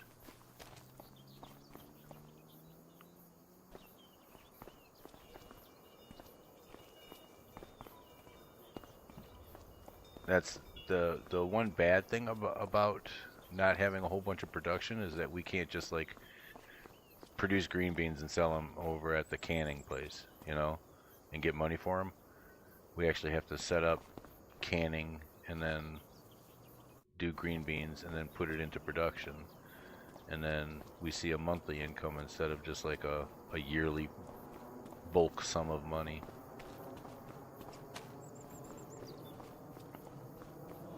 But come October, dude, we're gonna be filthy rich, dude. I'm predicting a $3 million year for us, just on the oats and canola. Canola.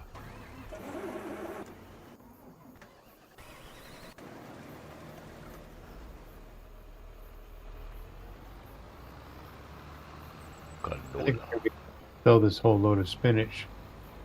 What are you gonna do now? We should be able to sell most of this load of spinach. We at about 60%. 54? Oh dang. Spinach.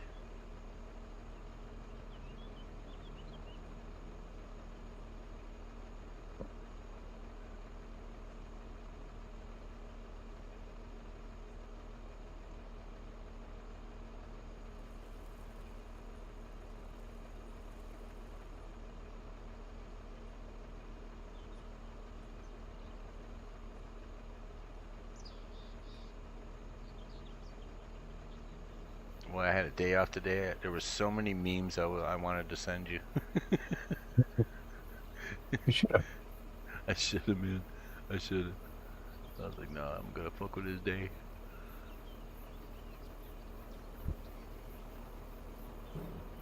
I You're said I got nice. most of the painting done. Oh, that's good. I To said work on there's the, a couple walls I got to do a second coat on, but yeah.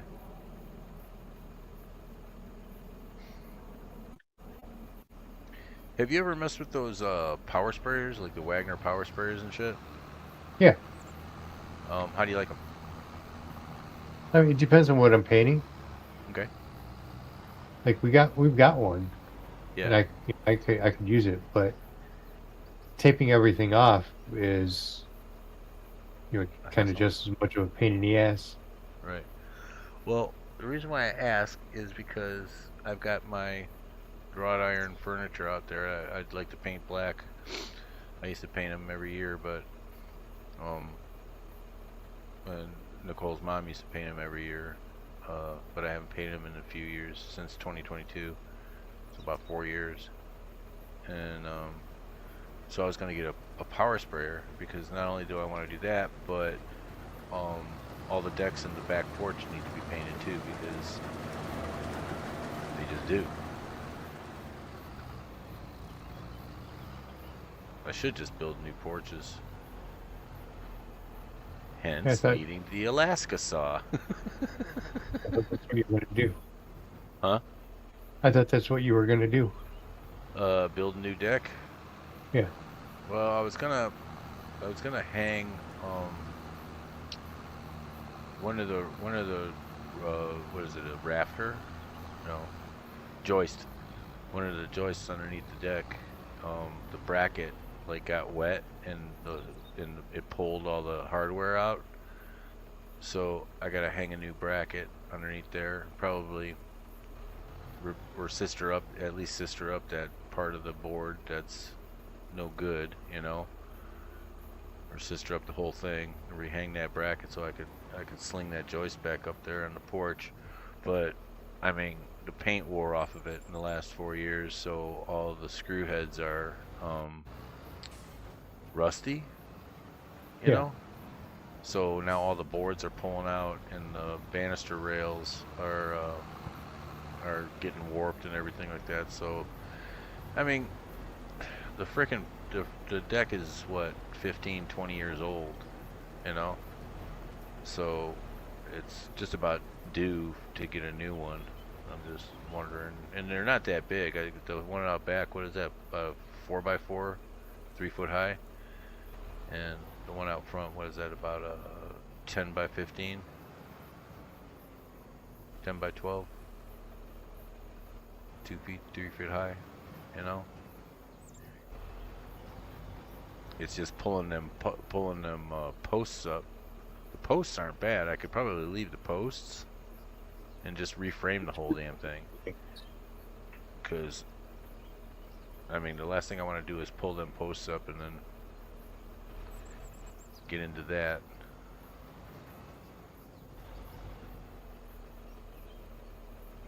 I redid the mailbox out in front today too. That post was just, dude, it was turned about 90 degrees. The whole thing was spun 90 degrees and leaning over at about 45. So I got out there and I bear hugged it, lifted it up out of the ground and reset it. You know, kind of like packed in all the dirt around it, and then it has like a board that's, you know, like a teepee leaning up against it so that when the plows come and hit the mailbox it doesn't push it all the way down. But it didn't survive that 4 feet of snow that we got.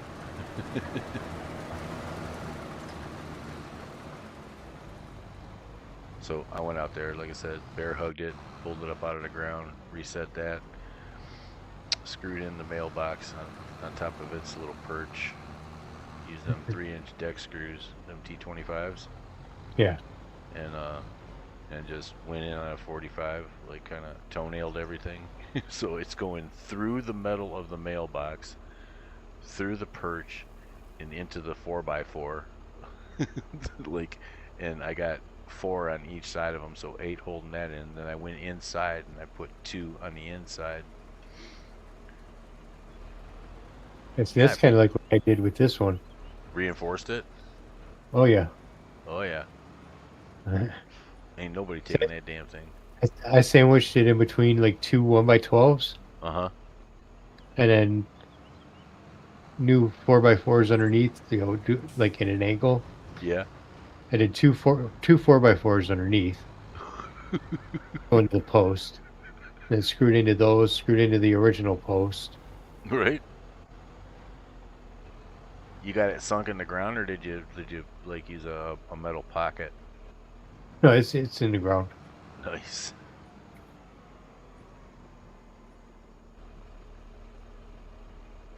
Yeah.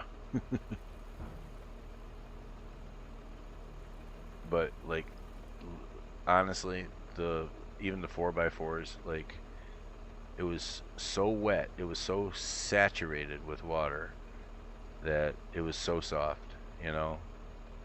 Wood gets like soaked like that. Yeah. And then it's like you're screwing into a marshmallow. So it's time. That's how wet things were this morning.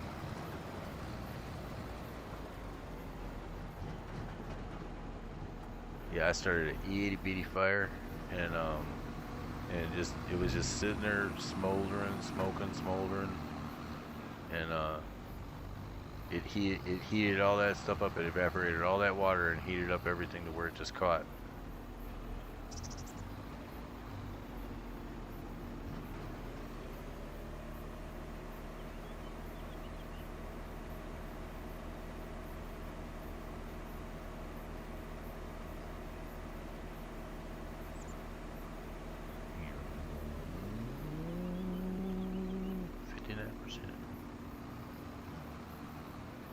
Watch, after all this stupid contract's gonna be like 1% off.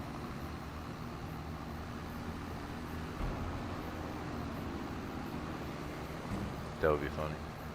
That's happened twice now to me, where it's like, okay, what did I miss? I went over every inch of the field. What did I miss? Oh, and last night after you got off, I picked up a stone picking contract, and the cotton picking stone picker didn't work. It wasn't working.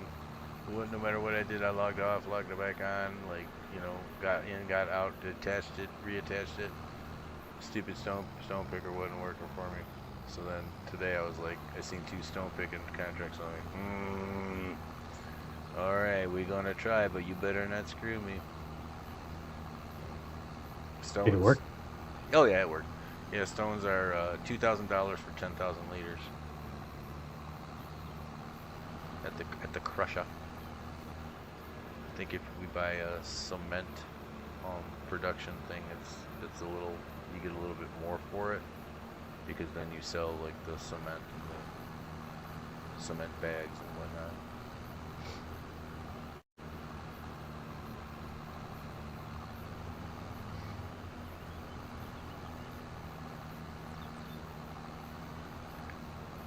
Yeah, but this is so far like I said, the sugar mill, the dairy, the farmers market, and the cows are sustaining themselves.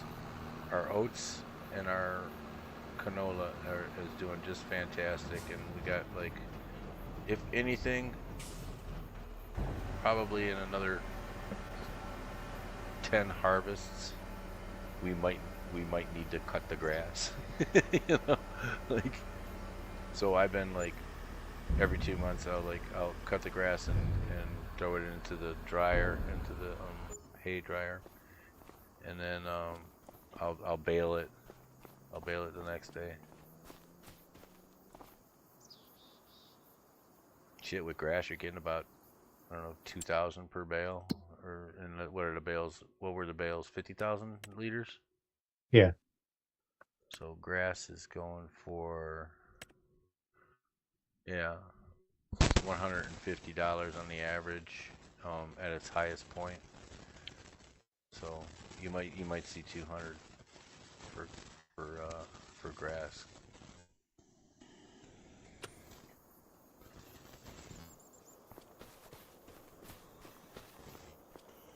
Per 1,000 liter.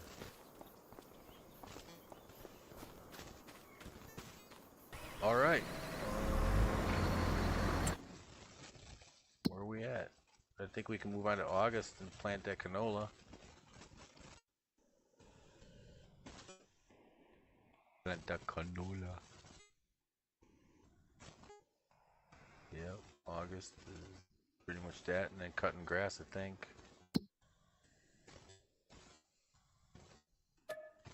Yep.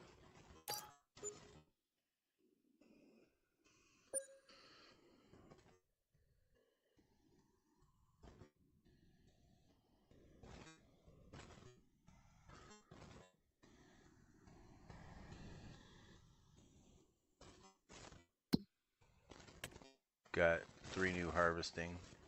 Got parsnips. Through that. Red beets.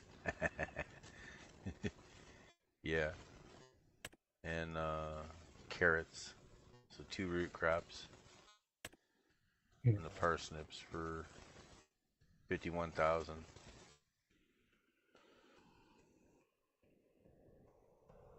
And field 8, that one's huge. It's freaking huge, dude. 42 acres. 32 is another big one too. 21 is, yeah, that's that long one. But I mean, 21 at like on parsnips, what is that, a 4 meter? Probably about a 4 meter swath at a time. 6 miles an hour. We got grass to cut and 2 fields to run the run the planter over. And the planter is going to be cultivating at the same time.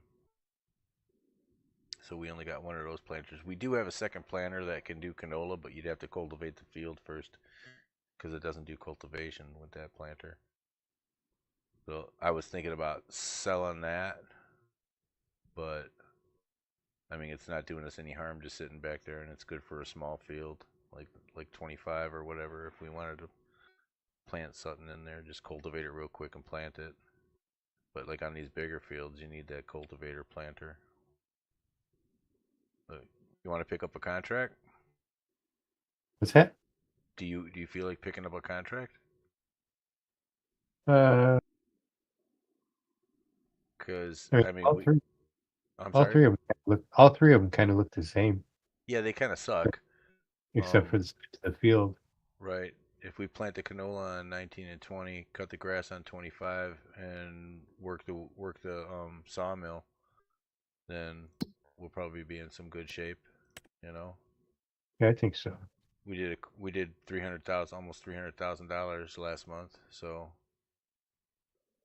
pretty good. You know, between the bales that we sold and well, we made 100 grand in harvest income. Well, what a pain in the ass that was. 94,417 sold products, so that was the wood and the milk and shit. How we doing in the dairy farm? Good. How we doing at the sawmill? Still 30,000 liters in there. 107,000 in the sugar beets. Dude. Yeah. So I mean, we could literally we can cut that grass and I could stick it in the in the in the in the hay dryer and while we're planting.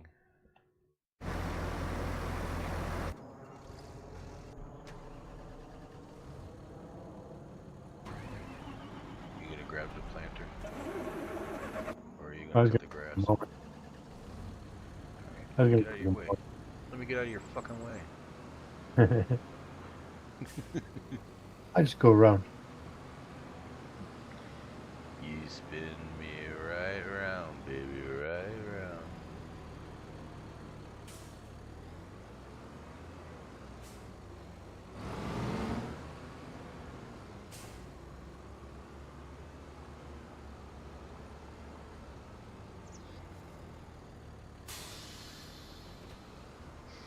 And I was watching this this one guy, I forget what is it, farmer culture or something like that. He's he made a mega field of oats.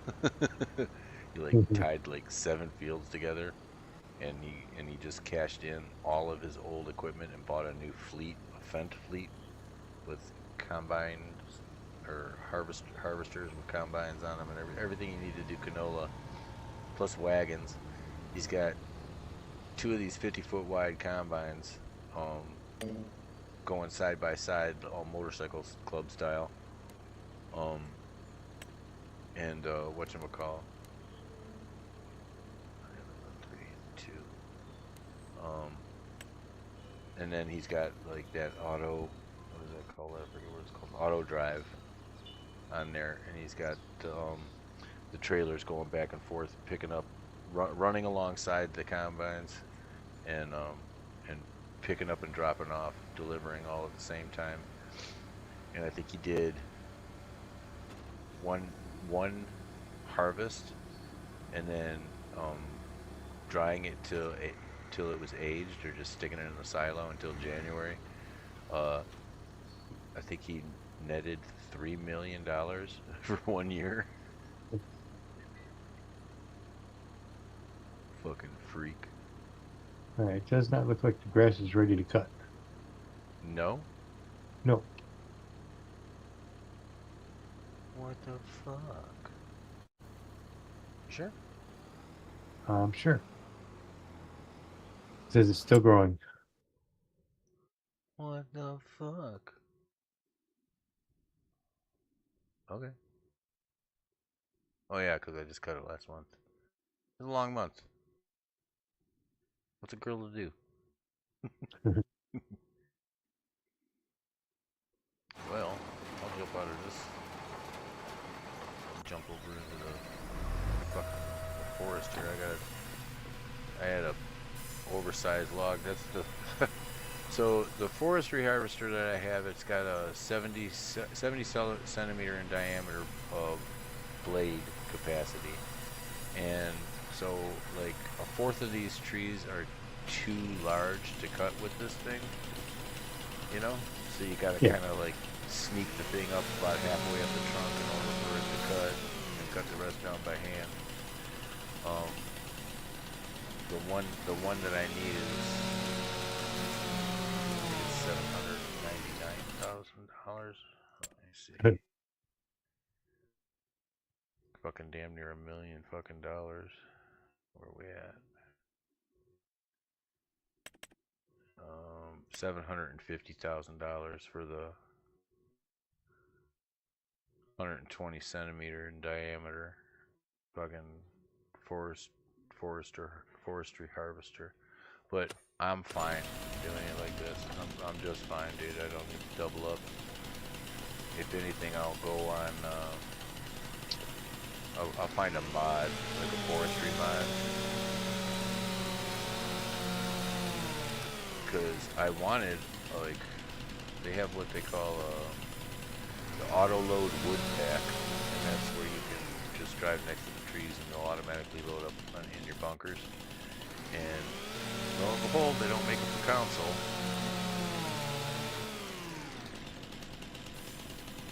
They make it for PC. Make it for PC. So I was thinking about making the big switch over. I got some credit with loaded.com, so I'd probably get Farming Simulator 25 for free. But then I was like, well, how about I just use all those credits that I have with Loaded for Farming Simulator 26 for when that comes out, dude? Because that's like a couple months away. It's a hop, skip, and a jump a month away.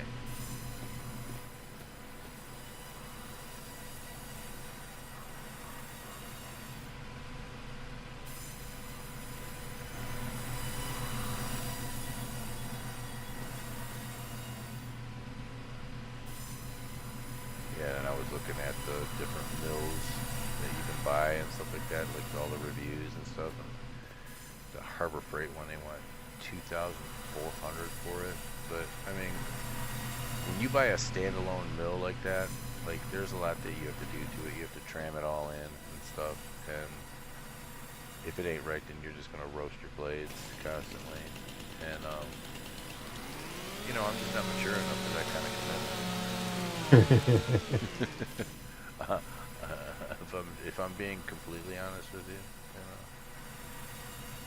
I could probably like take the $2,000 and buy a fucking shed.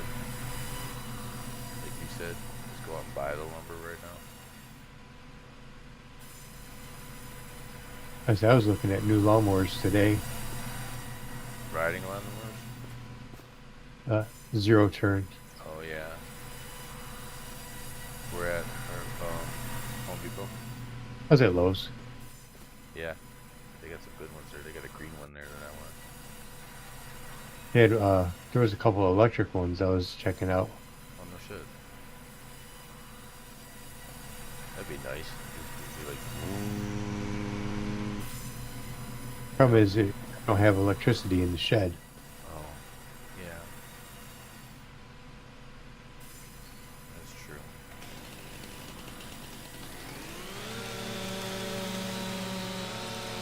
What the hell would you, like, did you look into them as far as, like, how long they last and stuff like that, or? Like, No, not yet. Like the battery and stuff like that? Well, I'll tell you what, the fucking technology is so good that it's alright. Did you see the robotic lawnmowers that have the snowplow on it? Yeah. I'm like, man, I would love that shit, but it would get so fucked up here, dude.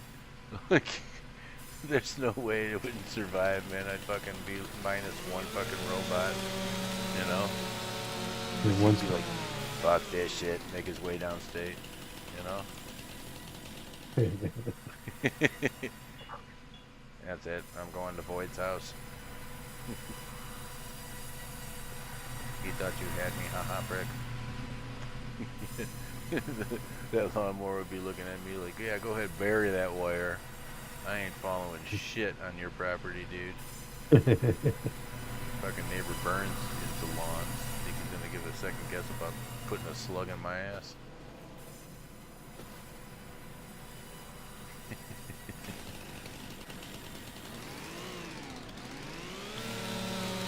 Hilarious.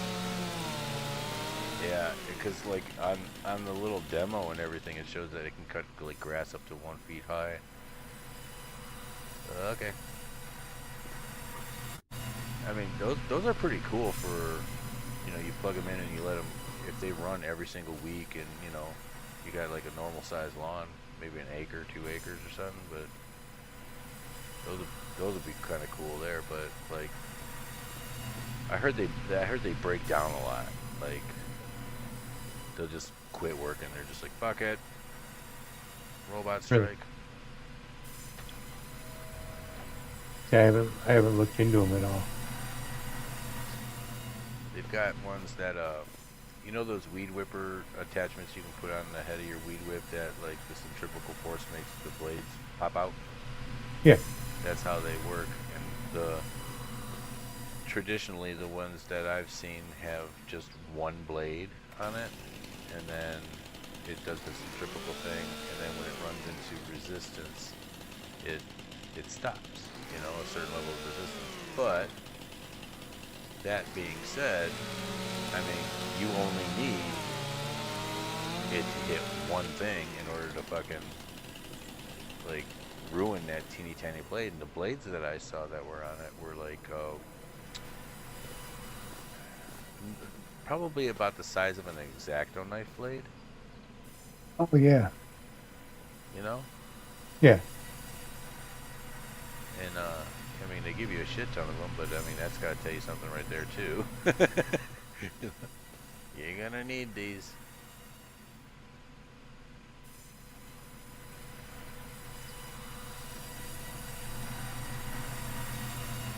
Used to be right around 30,624, and this is almost a full tree. That's so 4,000 liters. I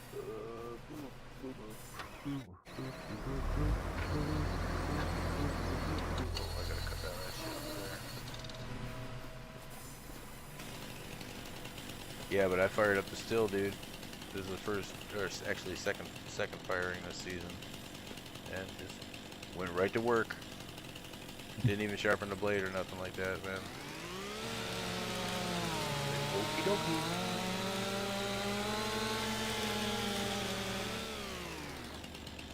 I just fired up the lawnmower.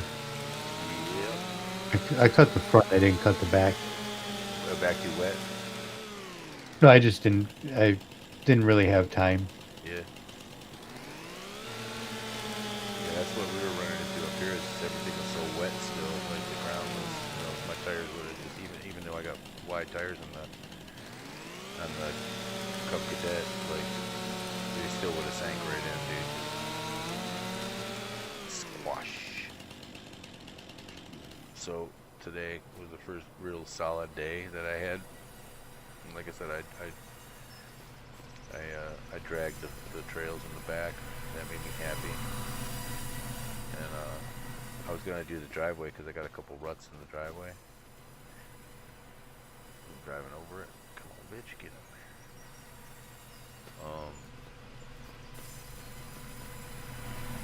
Yeah, but I mainly concentrated on in between the barn and my neighbor's property, and then the shit in the back. I wanted to really get that. Yeah, it was funny. I was dragging that I-beam, and like there's a whole bunch of trees that snapped in half, so the top halves are like hanging down. But they're still kind of like hung up in the trees. So I'd run that I-beam real close to them. Just pull that shit. That's all you heard was crack, crack, crack, crack, crack. Yep. Then I was fucking booking, dude. I had that cultivator sled. I had that like hooked up on the back, and I was just cooking, dude. And I come around the corner real close to a tree, and I got whipped in the face, like super bad, dude. It was you know the switches, like the old switches. It was that thick, and it just fucking like right across my bottom lip and the chin, and on my cheek. I was like, ow. I went, oh, God. And then I was like, stupid me. I was like, I hope nobody saw that. No, nobody fucking saw that. You're in the middle of the woods, you dickhead. Could have been your eyeball. So that supported me even more The trails are 10 feet wide, and I want to go another 10 feet on either side of the trails clearing. Um, I don't want those kids getting whipped in the face, man. Taylor's driving her four-wheeler now back there, and Ethan's hanging out on the back, of mine. And if I duck because there's a branch, he's not going to see it. He's just going to get pistol whipped right in the face, What's wrong? Nothing. So we gotta pay attention. Yeah. You see Daddy move, you move. His helmet's got the face mask on it, so I'm not too worried about it.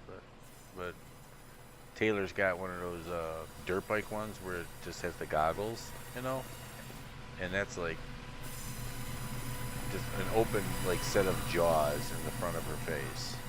Those helmets don't have a shield. It's just like it's open. So I want to get her a full face. Save the dirt bike helmet for riding dirt bikes, not trail riding.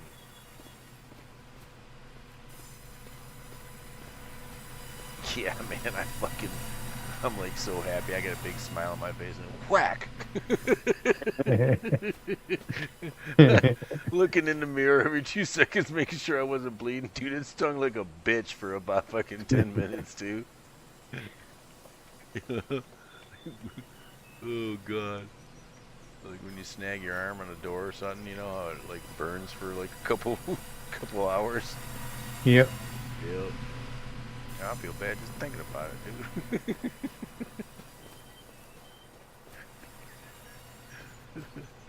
Stupid shit.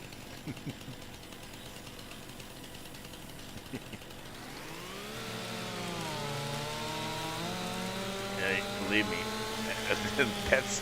that put an end to me getting close to the trees and the brush. So really calmed it down. I calmed it right the fuck down after that, dude.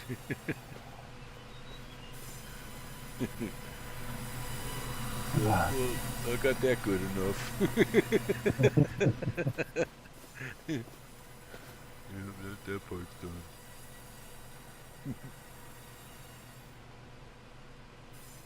And then I almost ran into a tree. I was looking at the neighbor's tractor.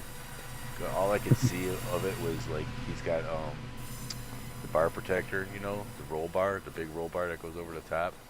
And Yeah. I just seen that in 2 big fucking fog lights, or like 2 big lights. I was like, what's that? Kind of trying to get a good look at it. Almost ran right into a tree. Son of a bitch. That tractor envy. What the hell? You think the tractor's sexy? Oh man, dude. Like, I don't know, dude. It's like I'm at that age, I think, where it's just like, like, got power tool envy and fucking tractors. Like, oh yeah. At what point does it go from looking at the model to actually looking at the vehicle? 55. Fucking right there. Fucking. That's when. So. That was pretty funny, dude. And then, oh, yeah, the guy in the corner, the guy with the pigs, he had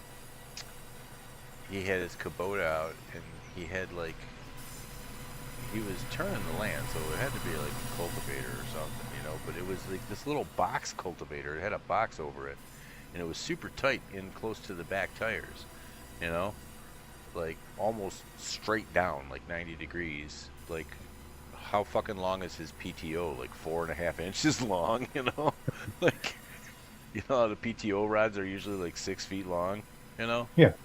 No, this, like, it was like straight fucking down, and then it was a box, and the ground was all chopped up. Like, it wasn't aerated, it was actually turned, but it wasn't like plowed turned. It was like maybe 5x5 cubes turned, and it wasn't in rows. It was like all, so that's why I'm saying it was probably a cultivator, or a harrow. Rototiller. Rototiller, yeah, probably a yeah, because it looked more rototilled than it did anything. It was just like turned upside down in big like square chunks, and he did the headland. He went around one time And then I seen him fucking ass up, fucking digging in the back of it. He probably picked up some shit, you know. And then and that was it. He went to town, dude. He was out there for about 4 hours. He got that whole field done with this little Kubota. Everyone was out playing on their toys today. Good day for him, man. Yeah, it was like 76 here today. Oh, nice. Well, I knew this morning it was in the 30s, and then, you know, when noon comes around here, buddy, it can get up there, but I don't think it got past like 50 or 60 up here, but I was fucking sweating. I started out with two sweatshirts and my hunting jacket, and at the end of it I had a t-shirt on, dude, and I came in the house, I was fucking boiling hot. I was moving though.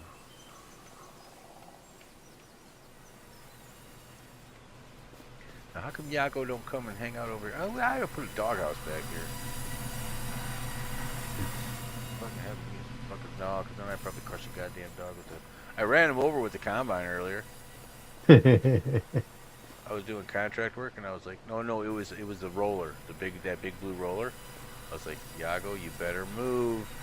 And it was contract work, and right before it hit him, I switched over to a different tractor. I didn't want to watch that. I ran him over with the tractor. Did you? Yeah. He came so super close one time. I was like, you know, you dumbass dog. So if you could change one thing about Farming Simulator 25, what would it be? You're a smarter dog. Yago's about as dumb as a brick.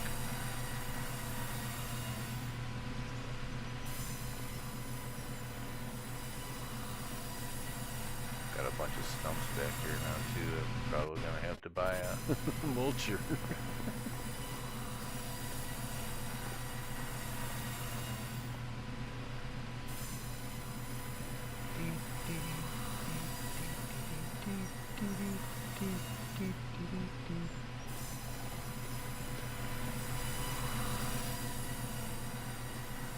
Yeah, fucking thrift shop popped up on the radios, and I was jamming to it. Now I can't get that fucking little catchy tune out of my head. I don't know it. He's talking about he's gonna go take his date to the dollar store, buy her anything she wants, treat her like a queen.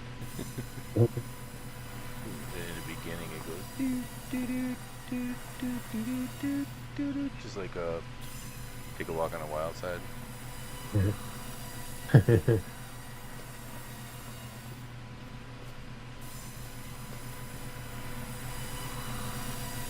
forgot who the hell sang that one.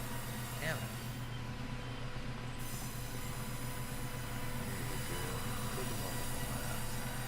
Who was that? Lou Reed. Lou Reed. What was the name of the song? Wild Side. No, it was called do. It was called Thrift Shop, man. Oh, he stole that from Thrift Shop.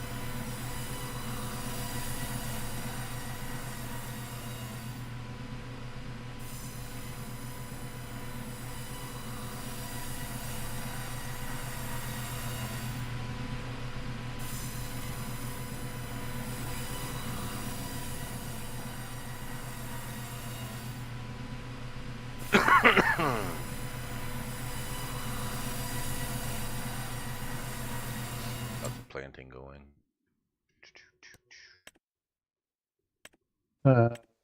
Pretty good. Yeah.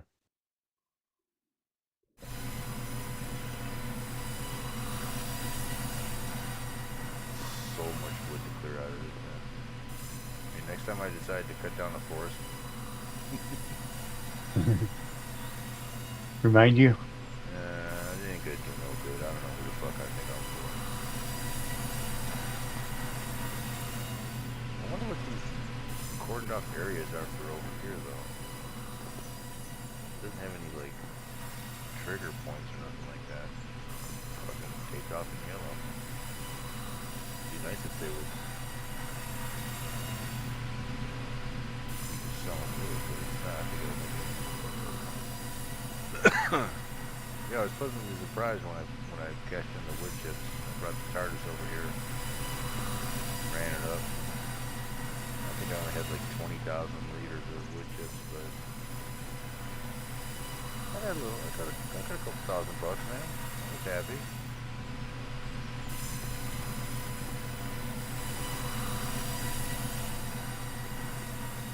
And I want to get rid of this little carpentry hut that I got back here, because it is just slow. It's painstakingly slow, dude.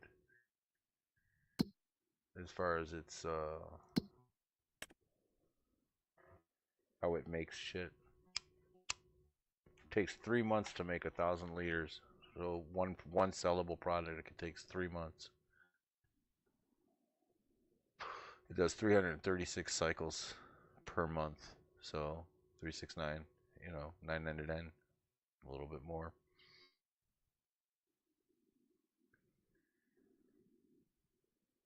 But the big carpentry one, that's see, they should have more stats on the production.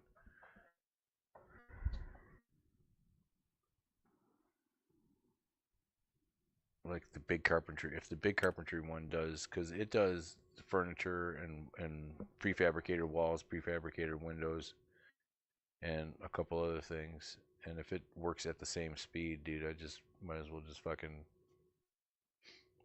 keep this sawmill going, making more money this way. It's $8,000 for wooden beams. $8,000 per 1,000 liters, and it's kicking out quite a bit. Really? Yeah, it's kicking out about 2,000. So about $16,000 is just in wood beams, and then planks. The long wood planks are 4,000 per 1,000, and it's kicking out about 2,000 of those. So 8,000 from there. 16,000 from wooden beams per month. 8,000 in long planks, and short planks are $2,000 per long plank, and it's only kicking out 200 planks. How many cycles? Oh, it's like 24 cycles at 200 planks, so just under 1,000. And I had them distributing over to the carpenter, and it just fucking loaded. It just loaded them up with planks and shit. It took years so far to get it down here, and I keep on falling trees over, and they'll fall over into the area to load this carpentry place up. Like, damn it! Oh, you don't mean to? No, I don't mean to. It's an complete accident. Like I'll have the forestry harvester, and it holds on to it, but it still falls over, and it'll fall over in that thing and go boop and disappear and like fill up with like another 800 liters of fucking wood. Son of a bitch! Son of a bitch!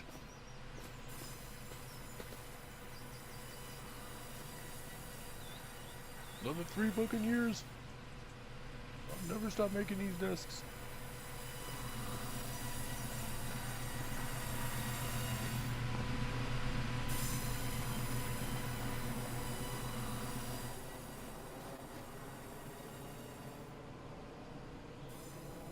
But I mean, it's a slow processing thing, but it's a processing thing, and that's like when you do construction and you go over to production things, the factories, they're like those little mobile ones, that you can set up. They're only like a few grand a piece, as compared to the big ones are like hundreds of thousands, and the smaller ones are like 37,000.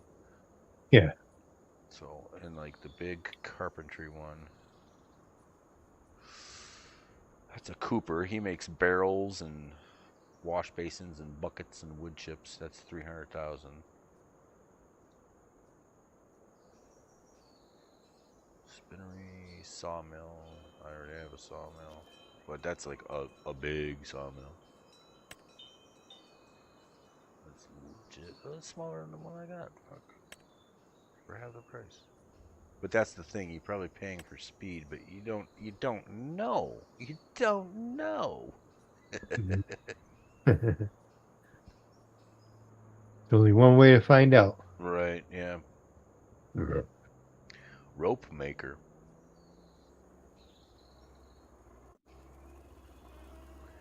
A bakery. It takes wheat, strawberries, sugar, butter, milk,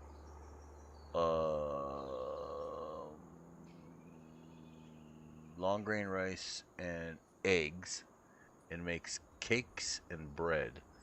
I know that if we did wheat, I think the bread only takes wheat, and the bread sells for like 8 grand per 1,000 liters.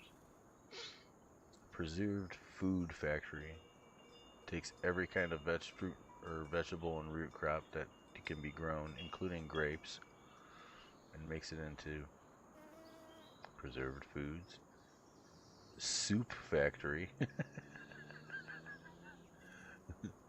takes red beets, carrots, parsnips, and potatoes and makes soup.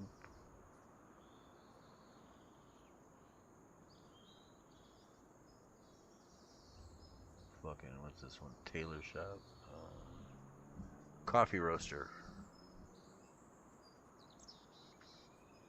See, and then it says like, okay, so they have two kinds of coffee roasters. One is coffee roaster output pallet spawner, and the other one is coffee roaster output silo pipe, and it has an X over it, right? But Okay. I am able to actually place it. Like it gives me the okay to place it.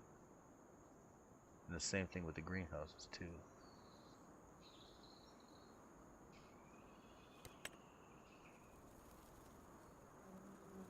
Oh, look, a piano manufacturer, a biomass heating plant,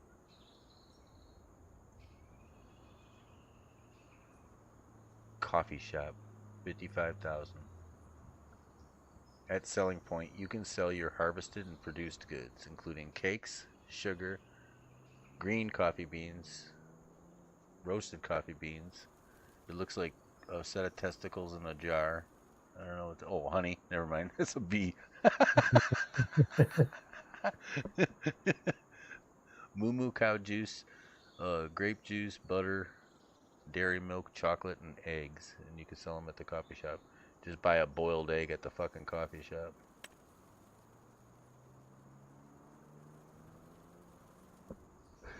Oh, yeah.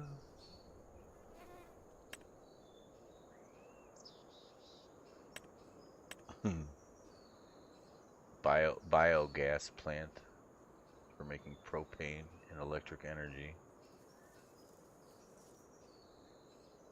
They got a 99 kilowatt, a 250 kilowatt, and a 500 kilowatt biogas factory for 1,180,000. A bakery, carpentry, cement factory, cereal factory, a grain mill, grape processing unit. I heard grapes are a pain in the ass. Cotton wasn't bad.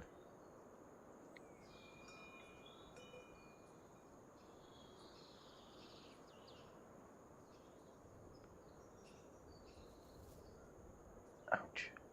Yeah, cotton was not bad at all. And it produced quite a bit of money.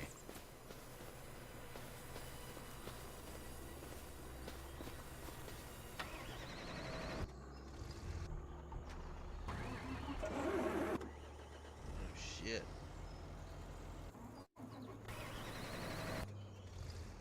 Oh, you must be in the planter. Yeah. Yeah.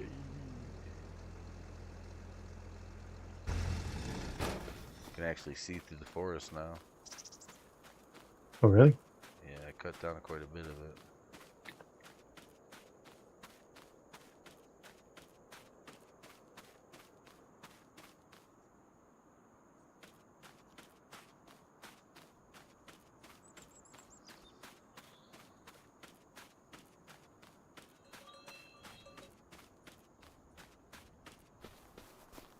starting to get cleared out a little bit, you know. Like I said, I pushed over a lot of these trees just to get this little thing in here. And then this forestry harvester took out all these stumps that you see in this area, took all them out. So I've been able to keep this up above 30,000. So it's at 40 grand right now. 50 grand is maxed out. But those little small trees in the edge of the property there, it says you cannot cut those. Those are not yours. And I say bullshit. I say shenanigans. Oh man.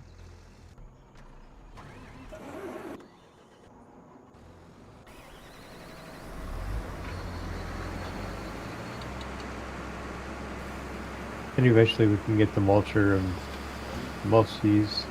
Yeah, because, well, what's probably going to end up happening is after I chop down the trees and shit, dude, I'm going to definitely move production over to the other field, because there's that field that's on the other side. Yeah, see, there's one with a red band on it, so you can't cut it.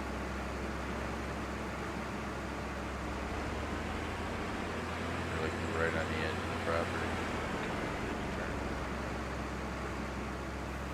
There's a green band.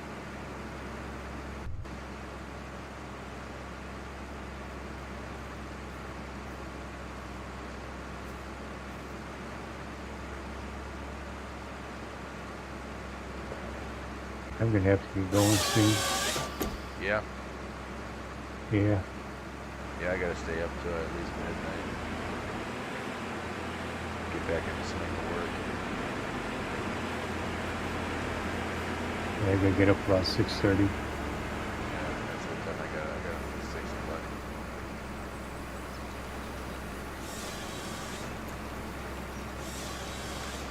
And they just hit R. Right there. But it does its thing.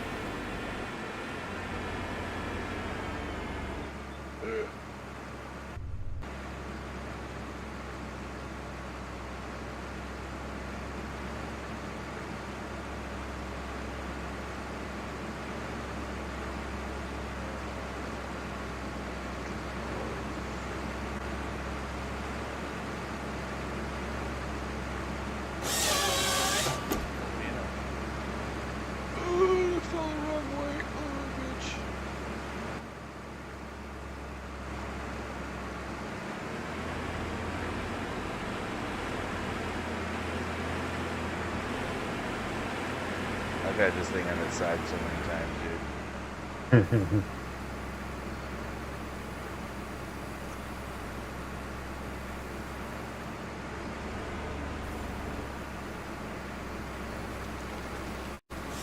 Alright, we're almost done planning.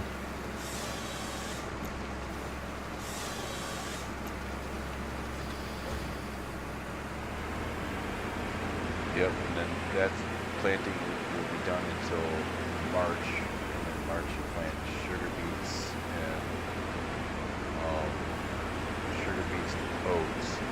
But you harvest sugar beets in October, which is also, that's why I say that's our money month, dude, because we're cashing in the oats, we're cashing in the canola, we're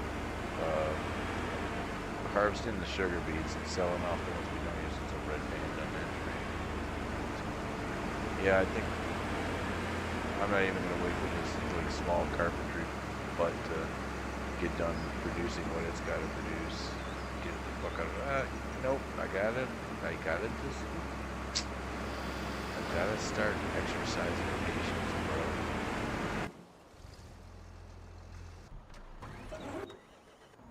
I'm gonna let it do its thing.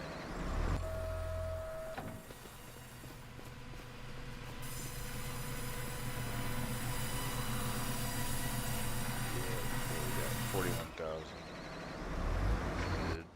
That's good. That's good.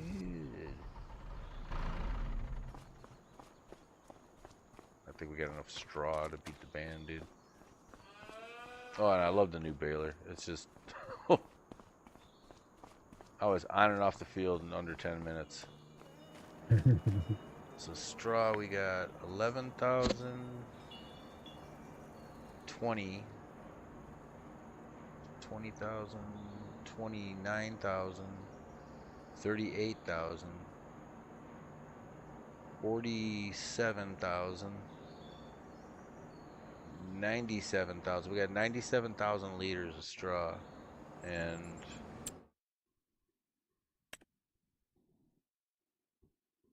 like it takes 100,000 to fill it up, but it like literally for 100,000 liters of totally mixed rations, you're using 6,000 liters of straw. So whatever 100 divided by 6 is, like 15 or whatever, 18 or whatever, 17 and point son. Yeah, you can get 100,000 times 17, so 1,700,000 liters of totally mixed rations off of 100,000 liters of straw, and I've got 3 million liters in the TMR right now in the TARDIS.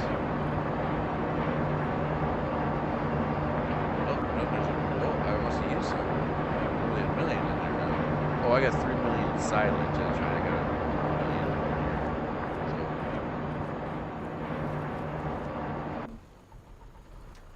So that's what I do. Get shit confused.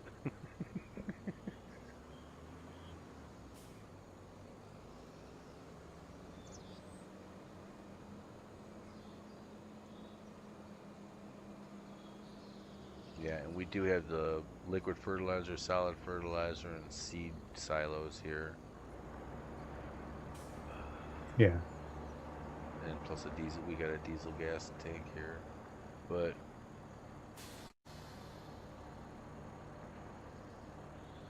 literally, like, we don't even need to start on the greenhouse shit for fuck, dude. At least till I see what happens with the cows and the calves and everything. Like, at least another 2 years, another 2 harvests. I want to see how, like, if milk production goes up when they're calves, then oh boy, that's gonna be fun. We'd be with one dairy, we'd be producing more milk than we'd be using. Sort of like how we are with the sugar beets right now. Yeah. Our only other option is to take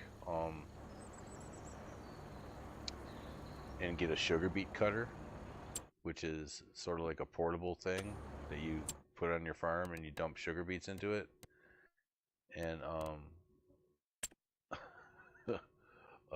and then you could produce sugar cubes from cut sugar beets and sugar beets. So we'd be like selling twice as much sugar. From sugar peddlers.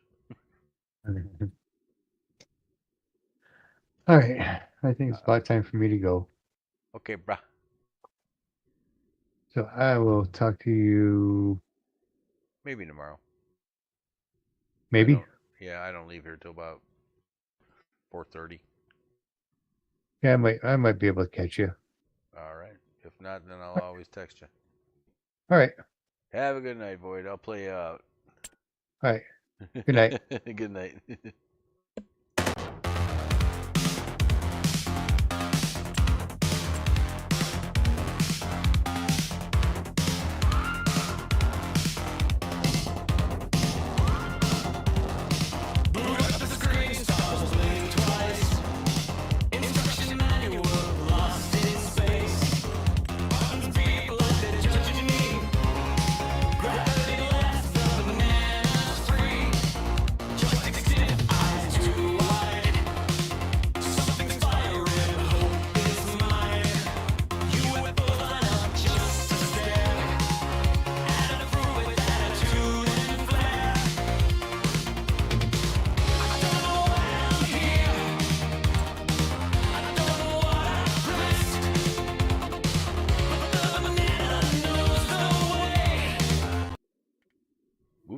song.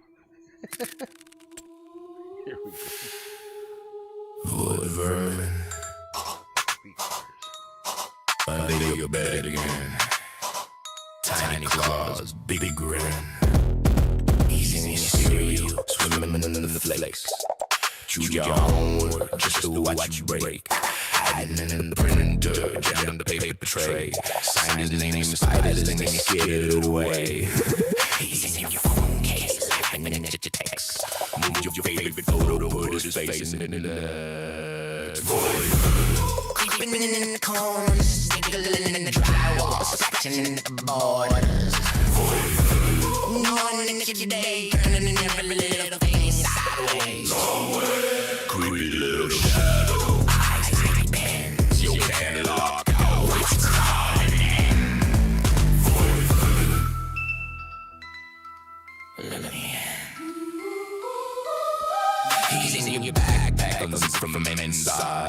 Tangled all your earbuds, knotted them like vines. Swam inside your soda, licked the can to fizz. Whispered in the bubbles. Guess whose drink this is? He's in your closet, wearing all your shoes. Swap the left and right just to watch you lose. Void.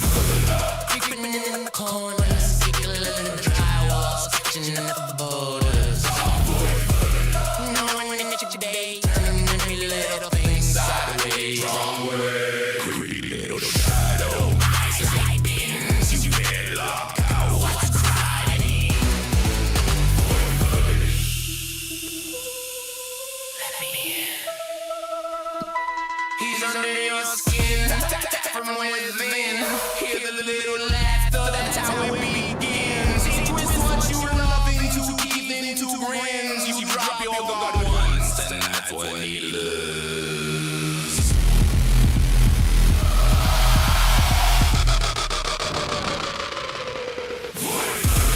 Creeping in the corners, giggling in the drywall, scratching at the borders. Knowing that your day, turning every little thing sideways. Creepy little shadow, eyes like pins, you can't lock out what's crying. Let me in.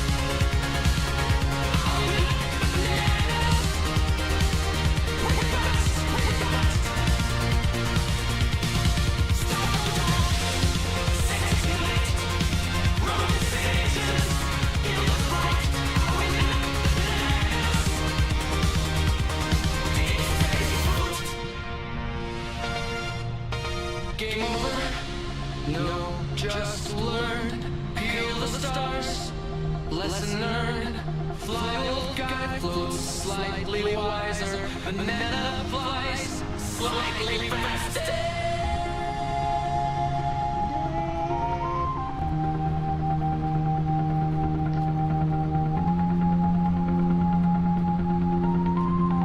Big finish, guys.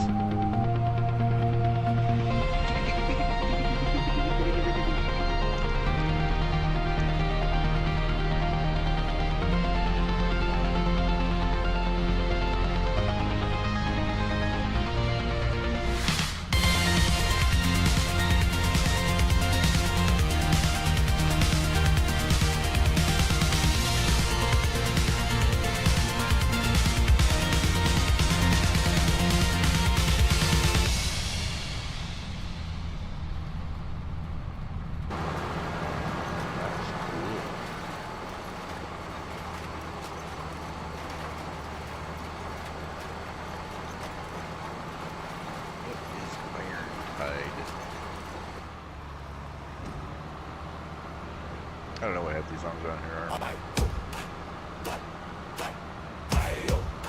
Oh, that's what me and Knuckle were playing. When cannons cracked and powder burned and every tide of battle turned, two captains rose, the world had learned. Fly and Knuckle stand tall.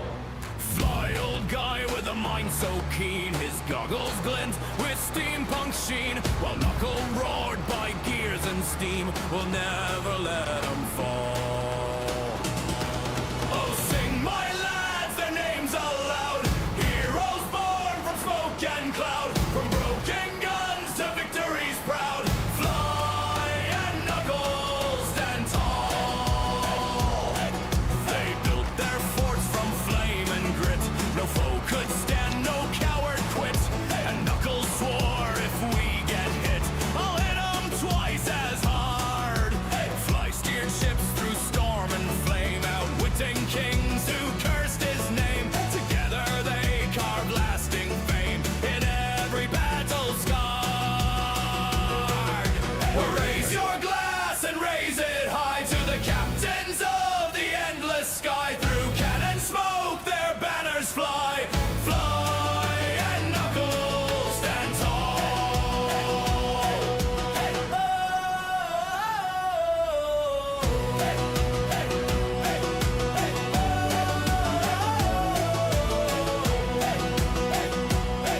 So when the drums of war resound and lesser men turn tail around, remember those who held the ground, the heroes of the Iron Tide.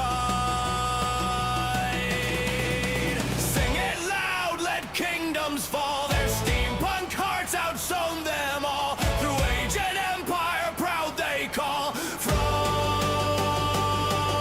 and Knuckle stand tall.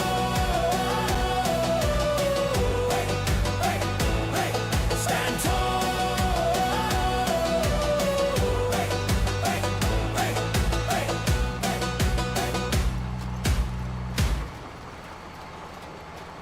Oh, fly, oh, guy, build walls of stone. Yo, ho, ho, the cannons moan. Knucklehead charged with troops alone and sank his fleet in the bay. Oh, hey, hey, ho, build and grow. Fly, oh, guy shouts, now mind the dough. Hey, hey, ho, the muskets blow their fight till the morning glow. The settlers ran, the crops were gone. Knucklehead said, it's fine, move on. But he'd forgot his army pawned their muskets for some mellow. Hey, hey, ho, don't you know the town went.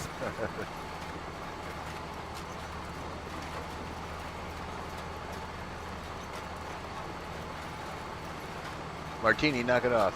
Hey! You want me to go psst again?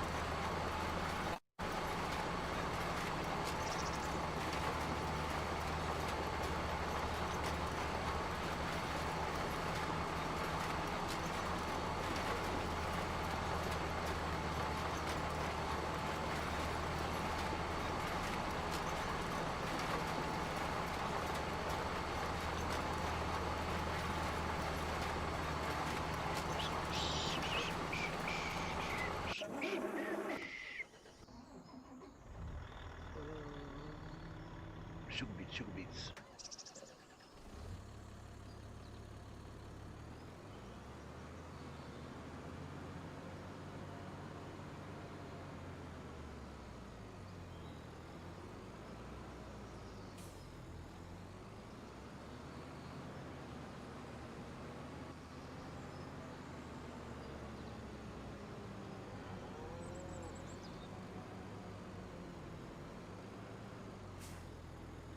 Uh-huh. You bastard.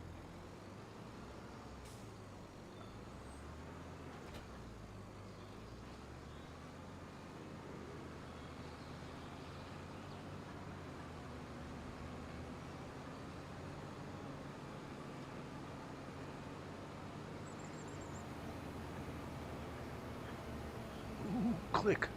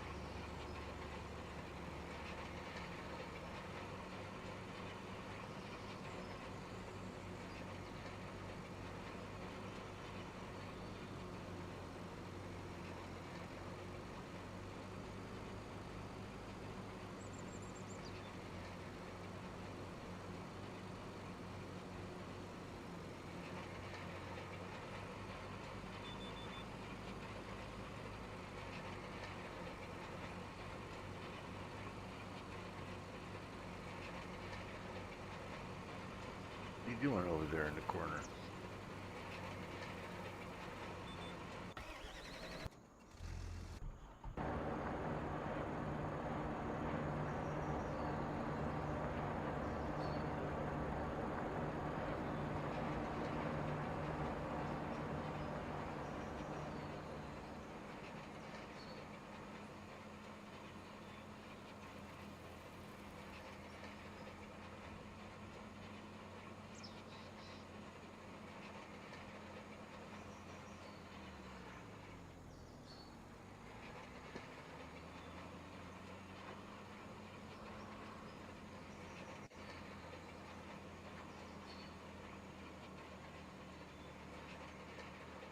Cheeky little bastard.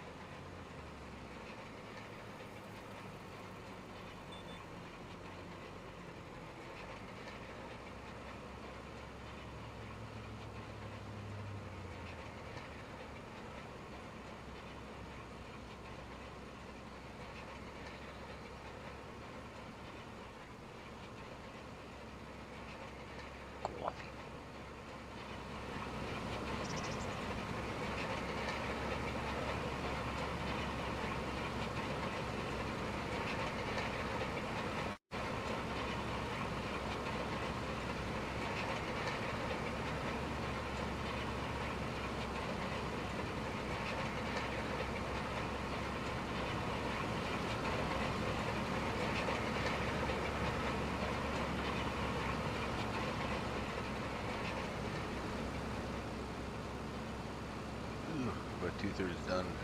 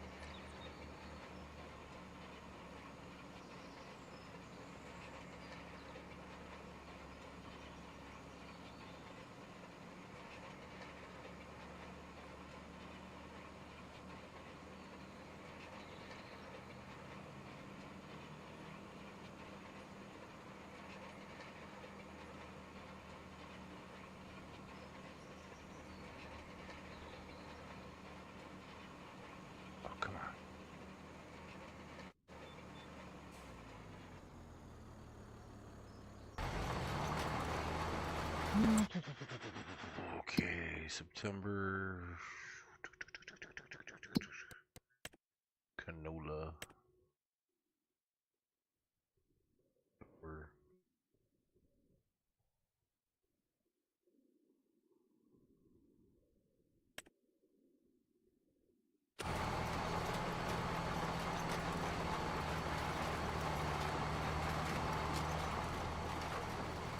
Oh, the wait is real. Oh my god. Just finished the damn field.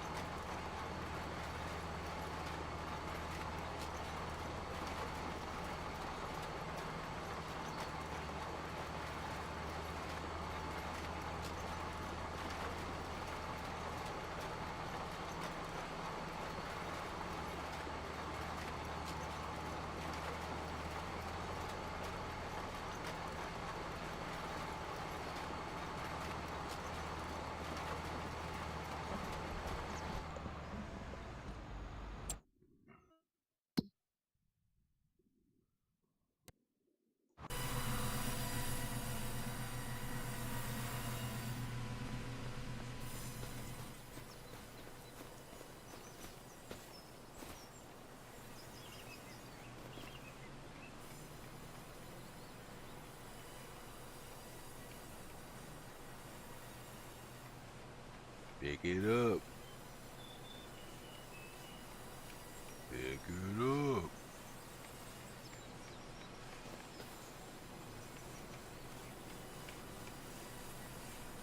Pick it.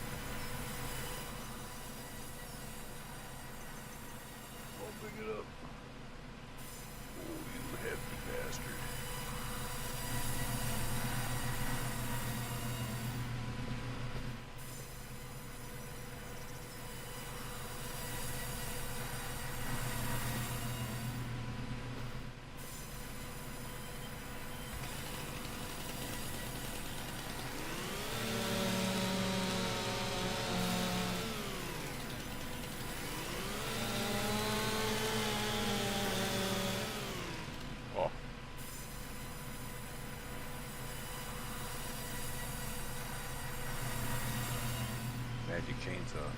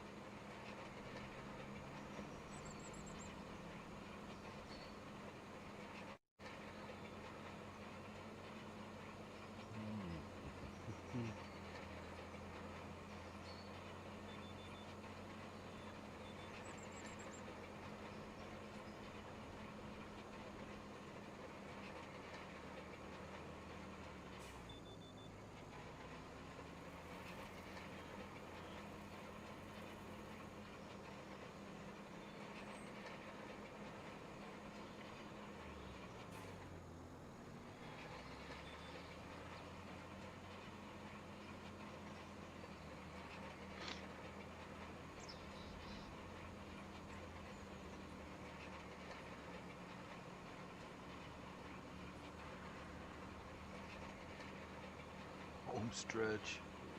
Oh, this field is taking so long.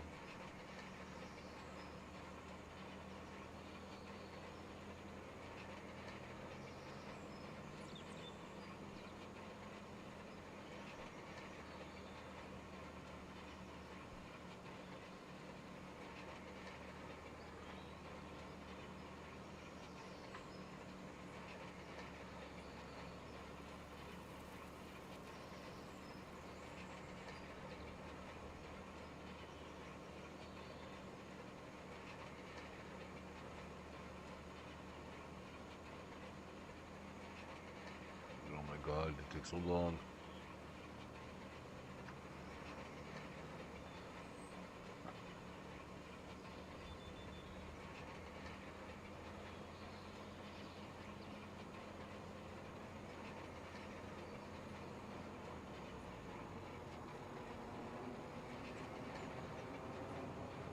Thank goodness.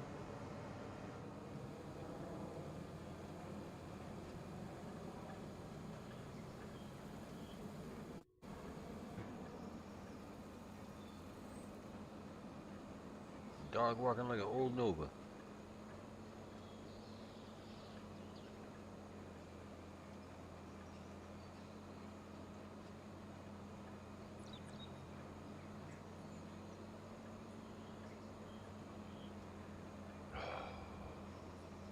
Now, finally.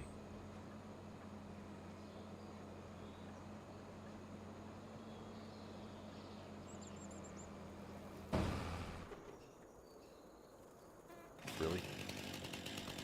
No, 2 is not E.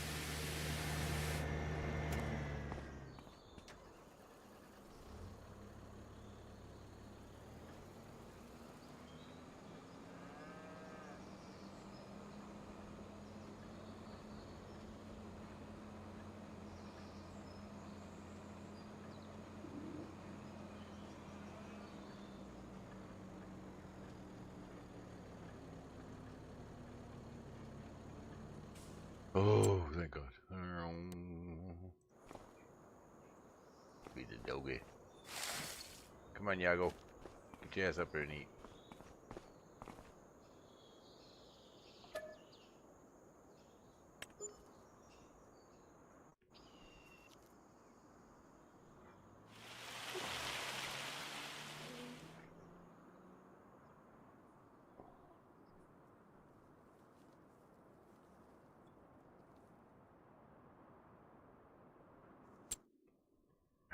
September. Sugar beets are in October. Price of canola is at 3,300. Price of oats 21.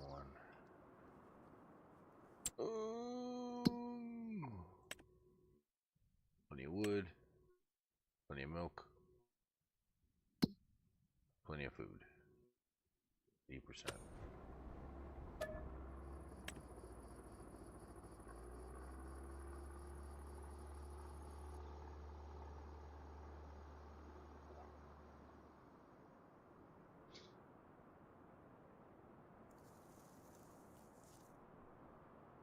Okay. October. Should be sugar beets. Sugar beets. Price of canola is at 33.27. 24. 90% gestation.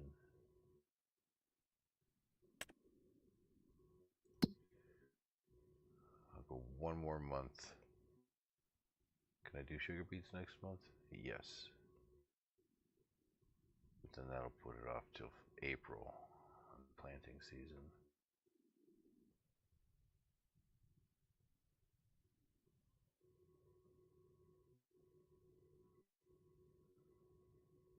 One more month.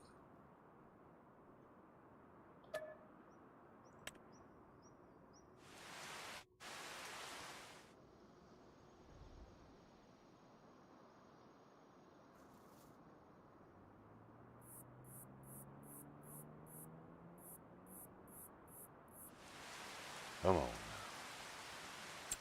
Come on, canola, be good to me. 37. Alright. Sugar beets. Where's my cows at? 28. I got these little puppies. Milk is at 10,000. Where's my dairy at? Oh my god, I'm doing so good. I can't believe how great I am. Oh, look at this. Bump. Bump. Bump. Alright. Sugar. Oh, right on time. Alright. Sugar beet harvest.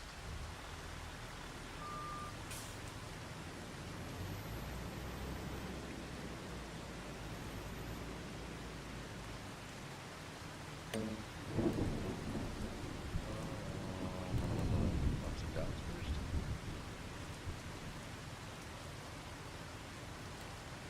Doesn't matter. I'm not gonna watch it.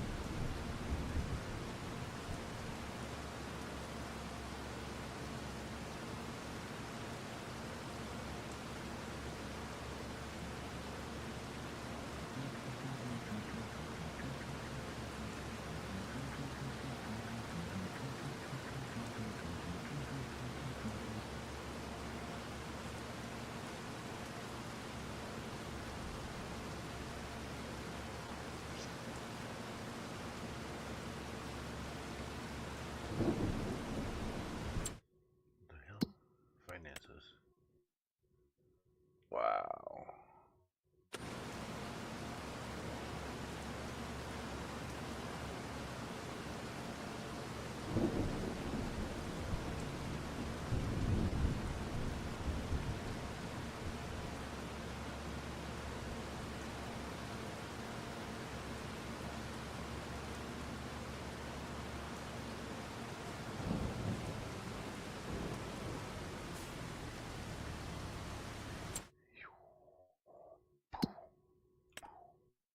Milk. Milk.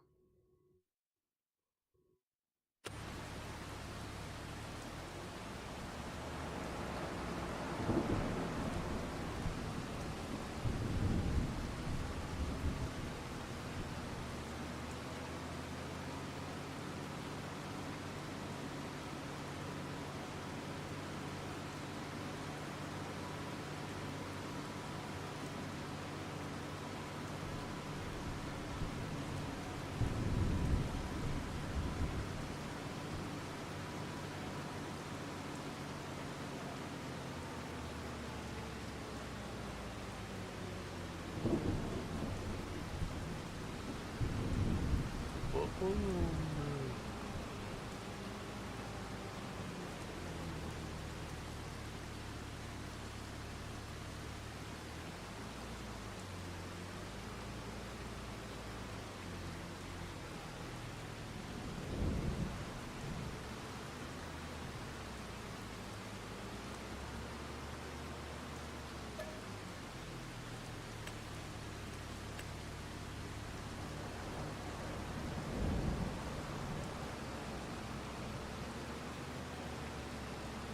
Oh no.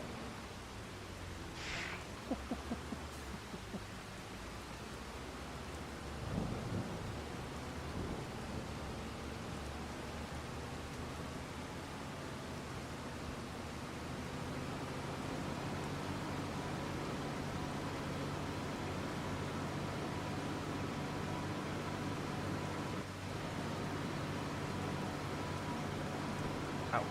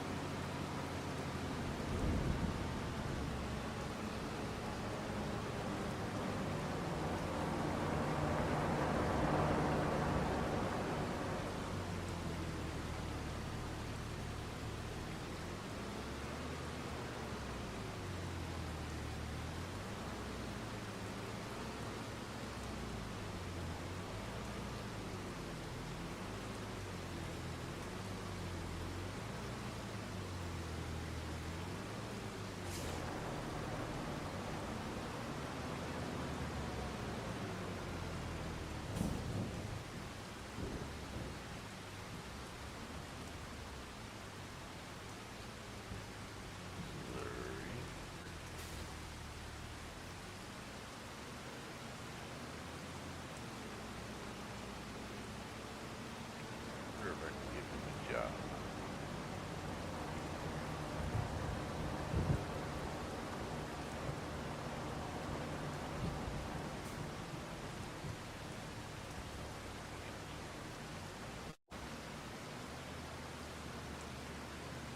Oh, well, it would help if I put the slurry in there.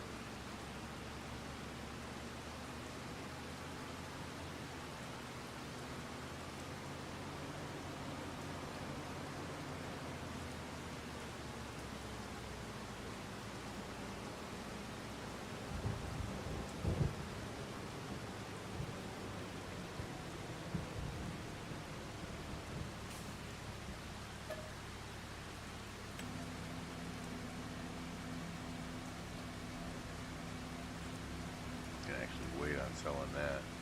Only 40,000.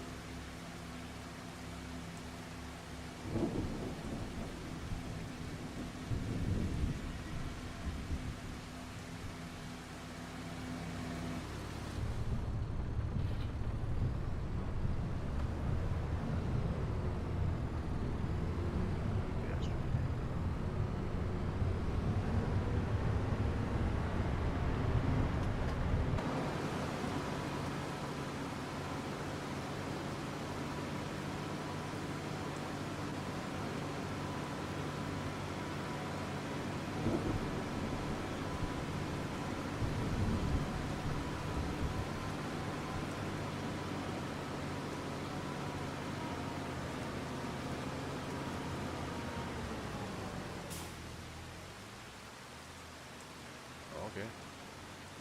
Totally misjudged that.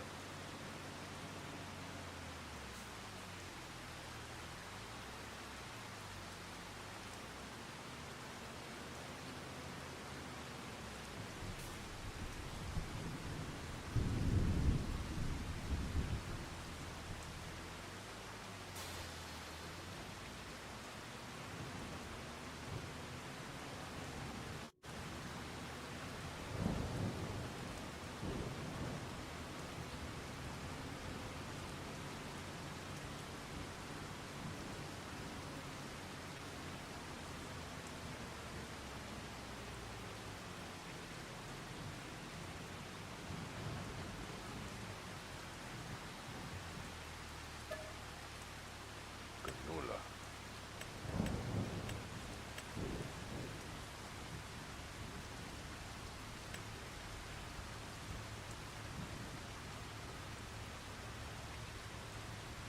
Yes. So gonna break 2.5 million.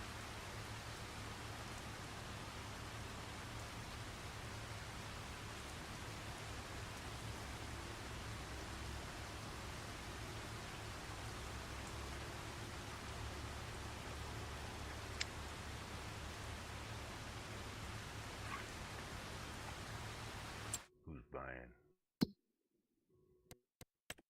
Canola. Johnson's and Son.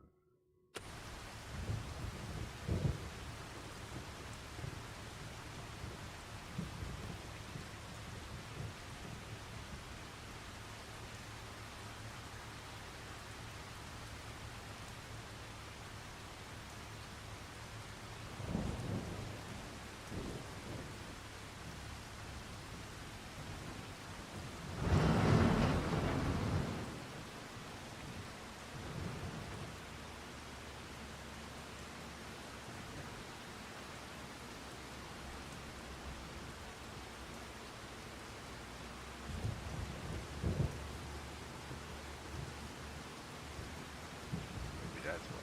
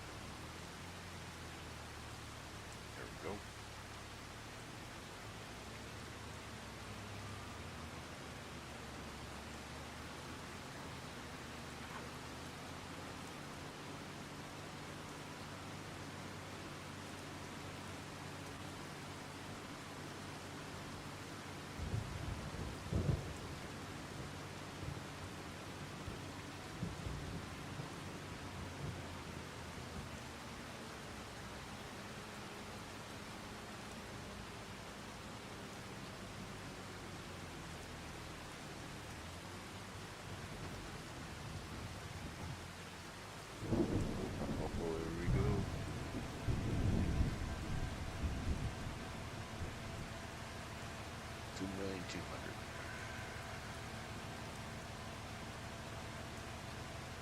Oh yeah. 2,430,000.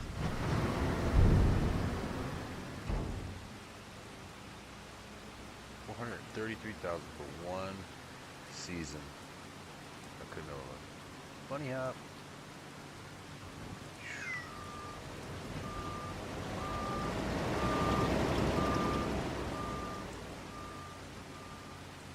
I'm not worried about that harvester. It has a 5 million liter capacity chamber.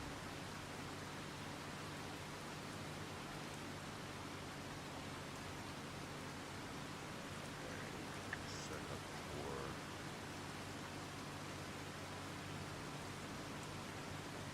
oats next month. Sell oats next month.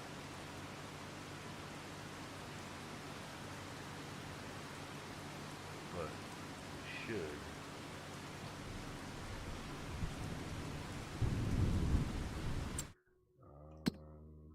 Refill that and refill this. Nope, this.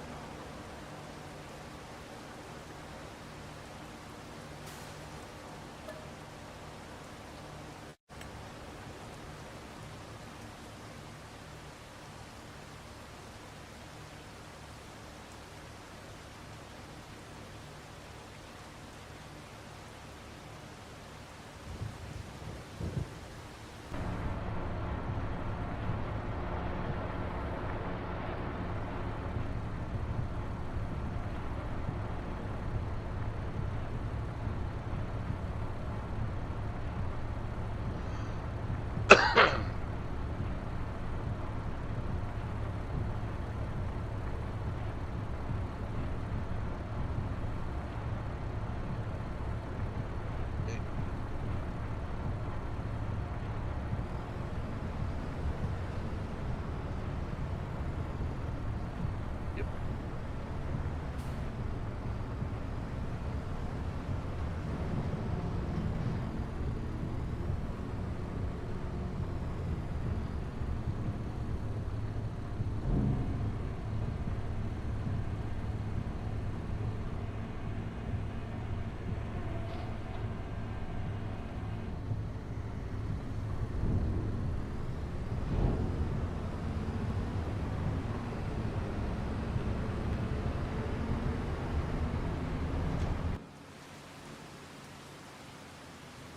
Oh no!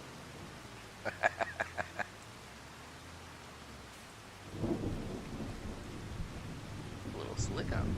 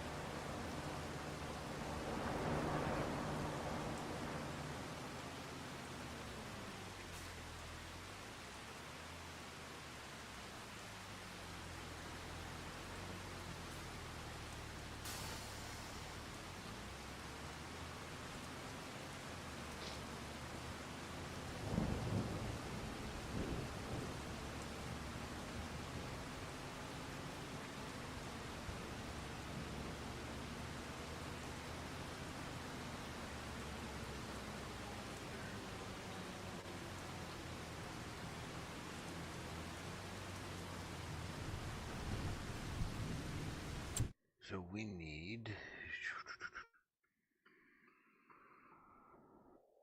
85. Oh boy. Yeah, 85.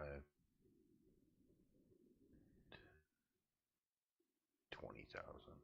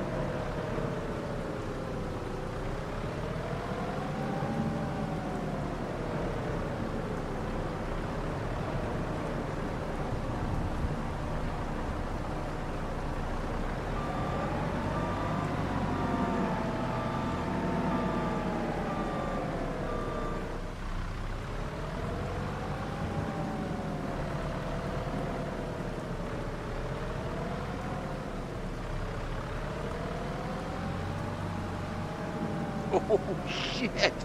I flung it right back in the hayloft.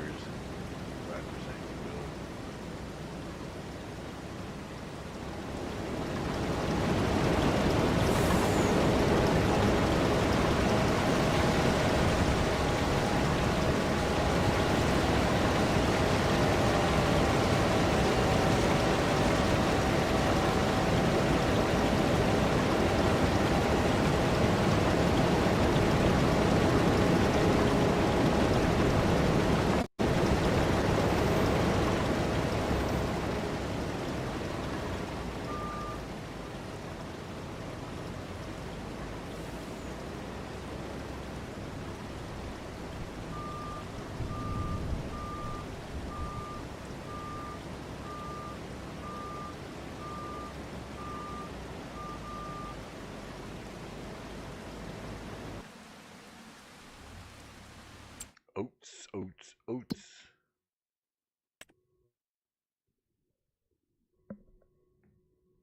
Ugh.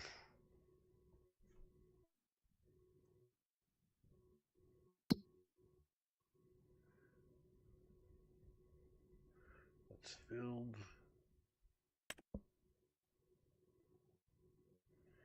Used for dairy farming, produces buffalo milk. Buffaloes are like grass, hay, TMR. Additionally, they require water. This is a calf. Animals that are healthy and older than 18 months can reproduce. For the effectiveness of the respective food. Huh.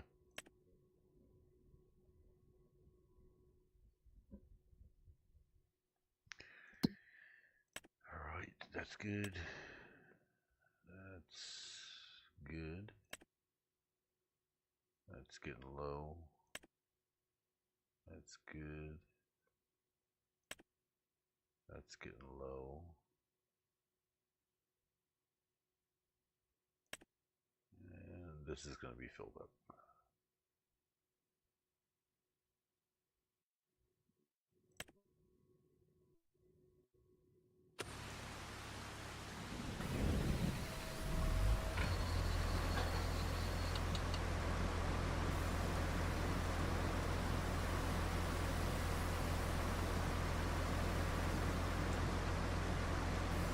Make that bigger. Better.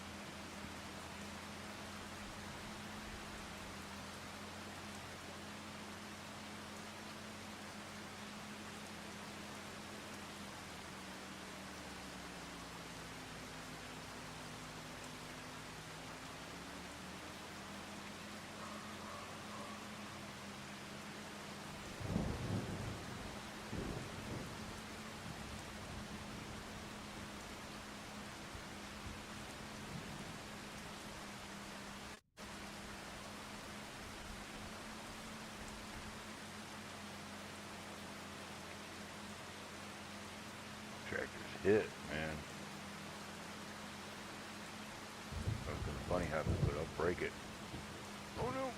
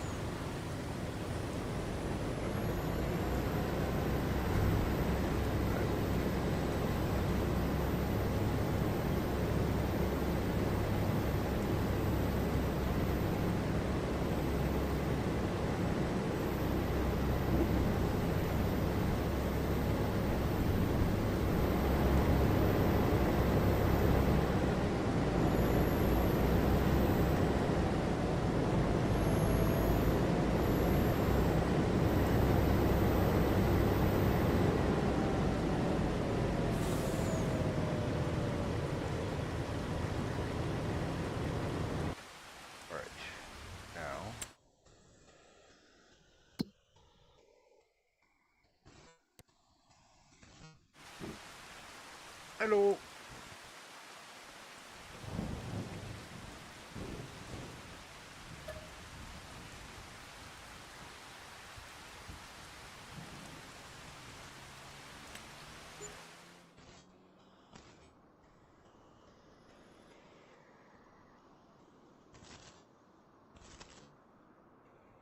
Oats went up close to $3,000.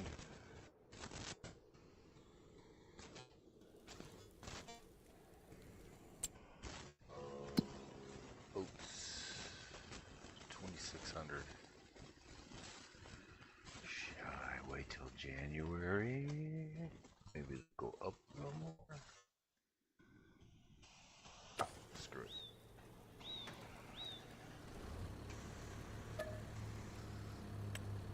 Coffee bean. Coffee.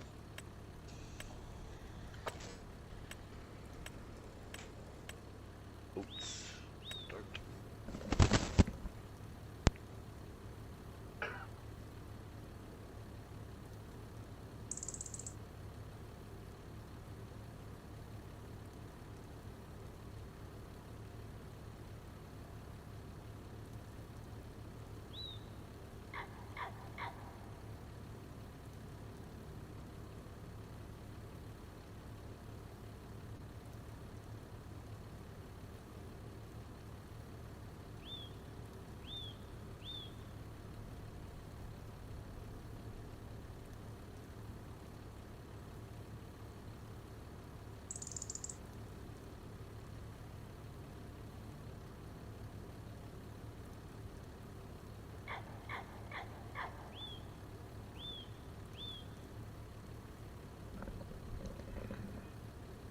How much food they ate?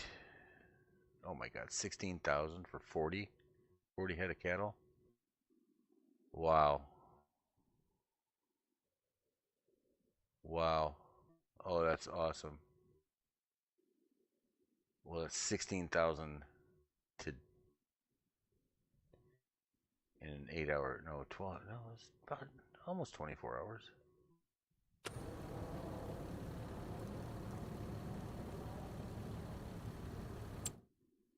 Let's see what these did. Dairy. Alright. Hey. Hey.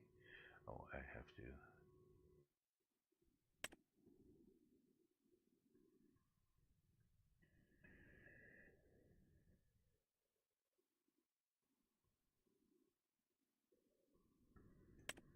That's out, of course. And this didn't touch it. How do I do financially? $592,000 for canola, sold products, sold bales. I like it. And now this is going to be ridiculously high because the, oh, well, I don't know, oats are, they ain't going for much. Taking them to Johnson's.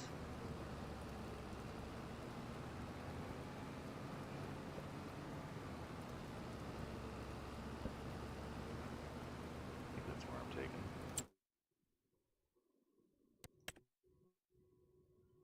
Yep.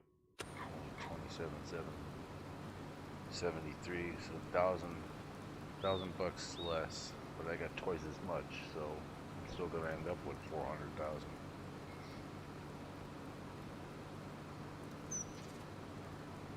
Two loads, a load and a half.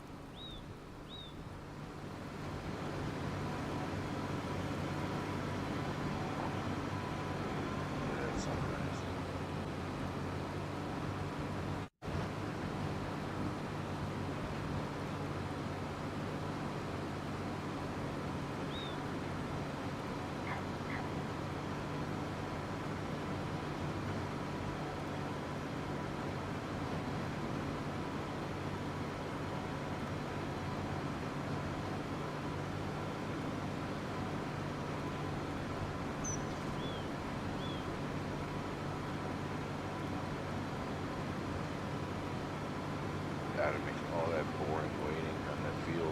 is it?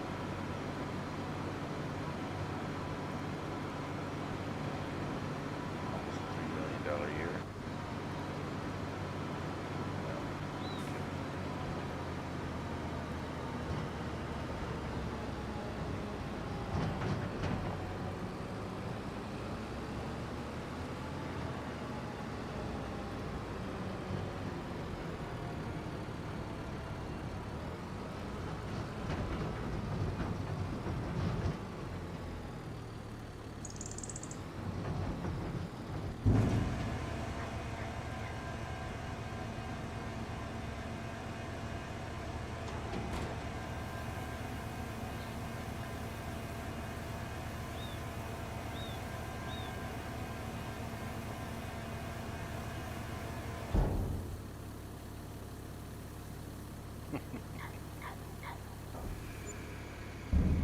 Oh my god.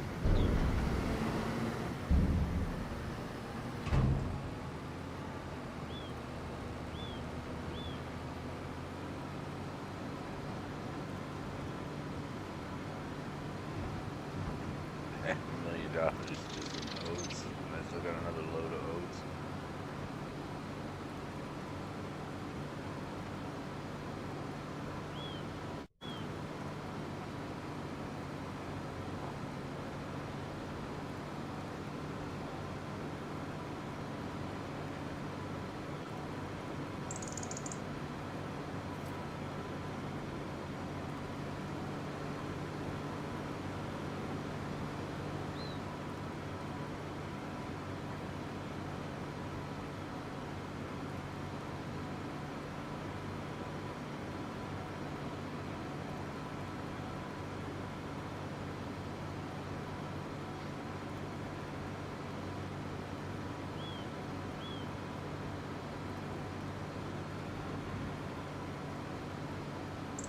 I would say that I should spend the rest of the winter loading up the sawmill. 50,000 liters, it's only 10 trees. 10, 15 at best.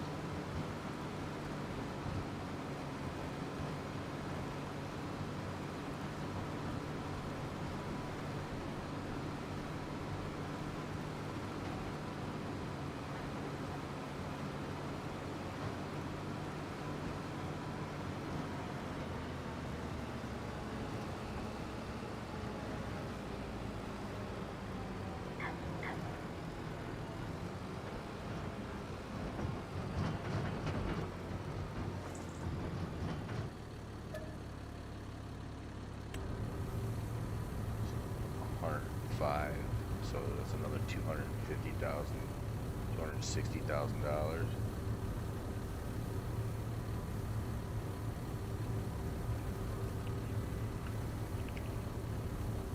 That's what I'm talking about.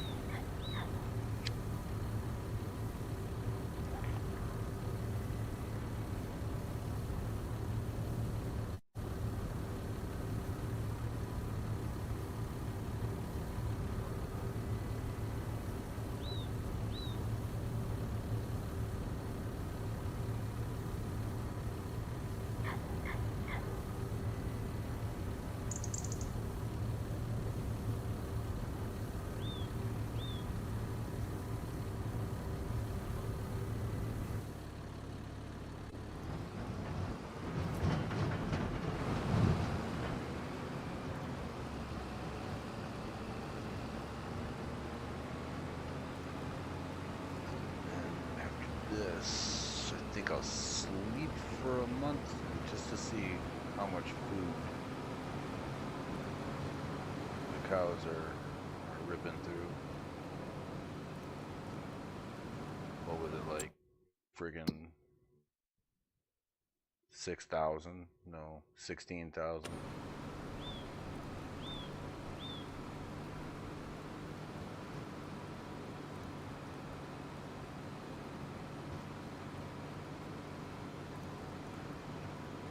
Producing the hell out of the milk.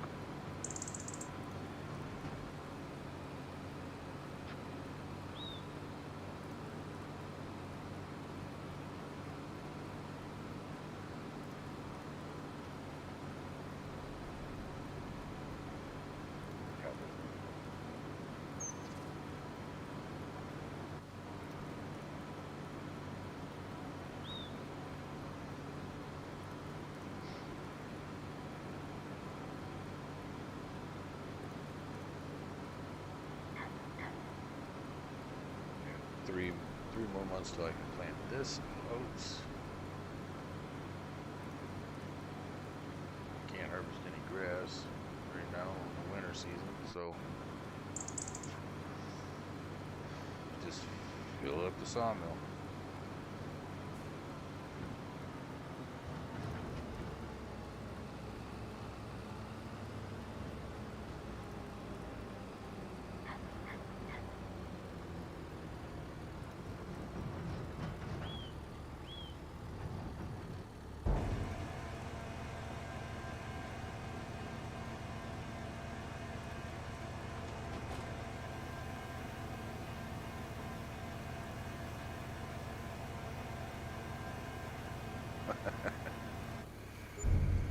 $294,000. So what was that? 533 and 290. So we might as well say 820,000.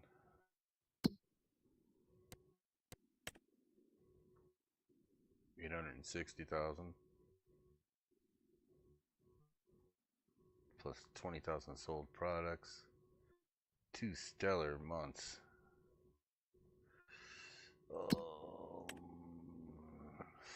Fuck these guys right there.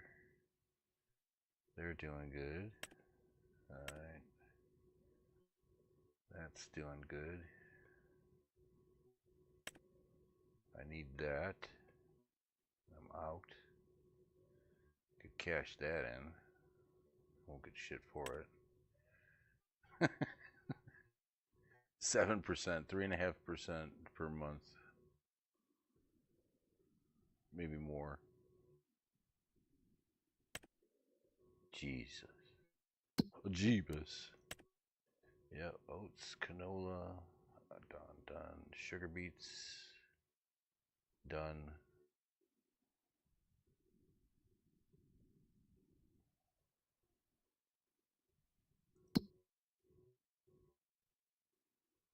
That went up.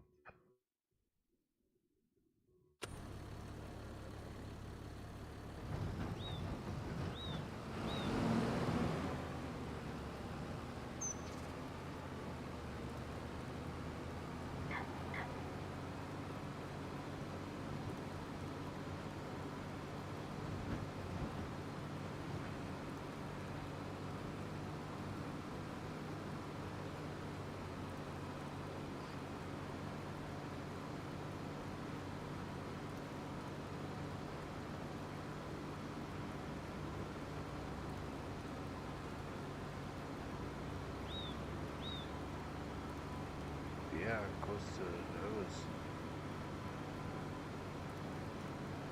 1,300,000 and then 80,000 times 10, another 800,000. 2 million, about $2.5 million a year with contracts, which I got shit. Plowing, oh, that's 8. Holy crap! How much was that? For 8? Oh my god!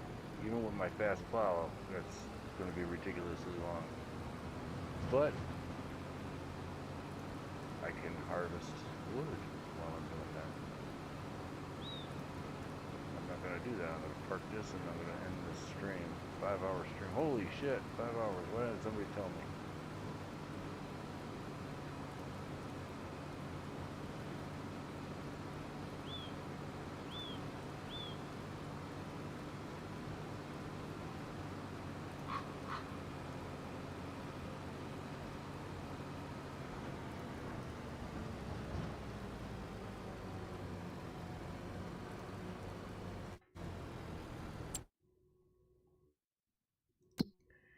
That's what I think I'll do. I'll save that for next time.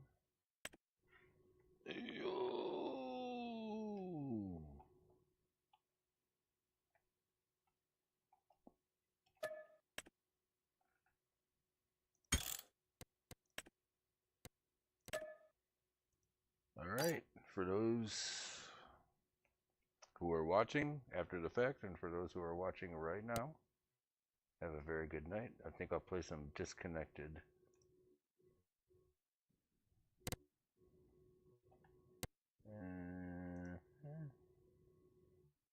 Good night, y'all.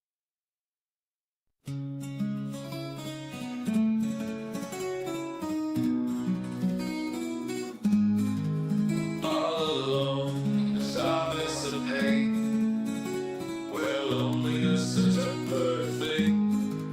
I cry inside your musical name, and though I tell you, you can't seem to see that beauty bows in honor of you. But you know it and use it to kill. I give you my soul, surrender my will. Your heartless talents just rip me to shreds. When you're at home and asleep at night, I lie awake.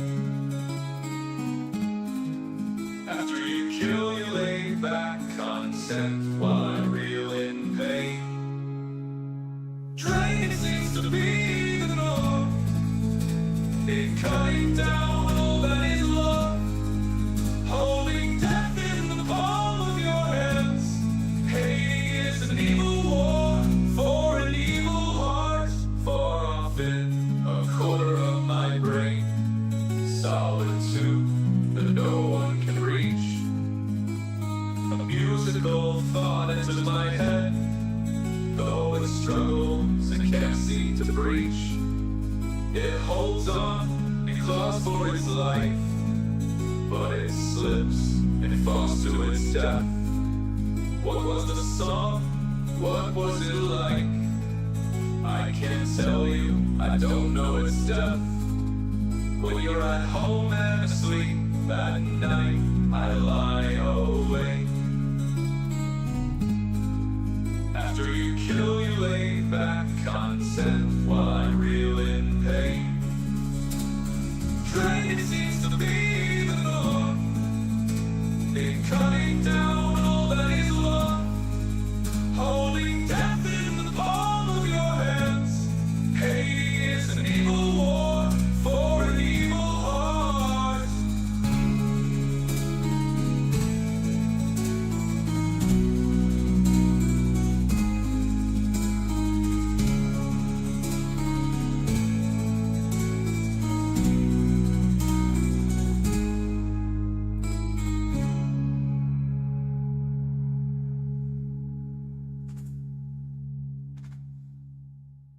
When I wake, without what view for art, in the sleep at night, I lie awake. After you kill, you lay back content while I reel in pain.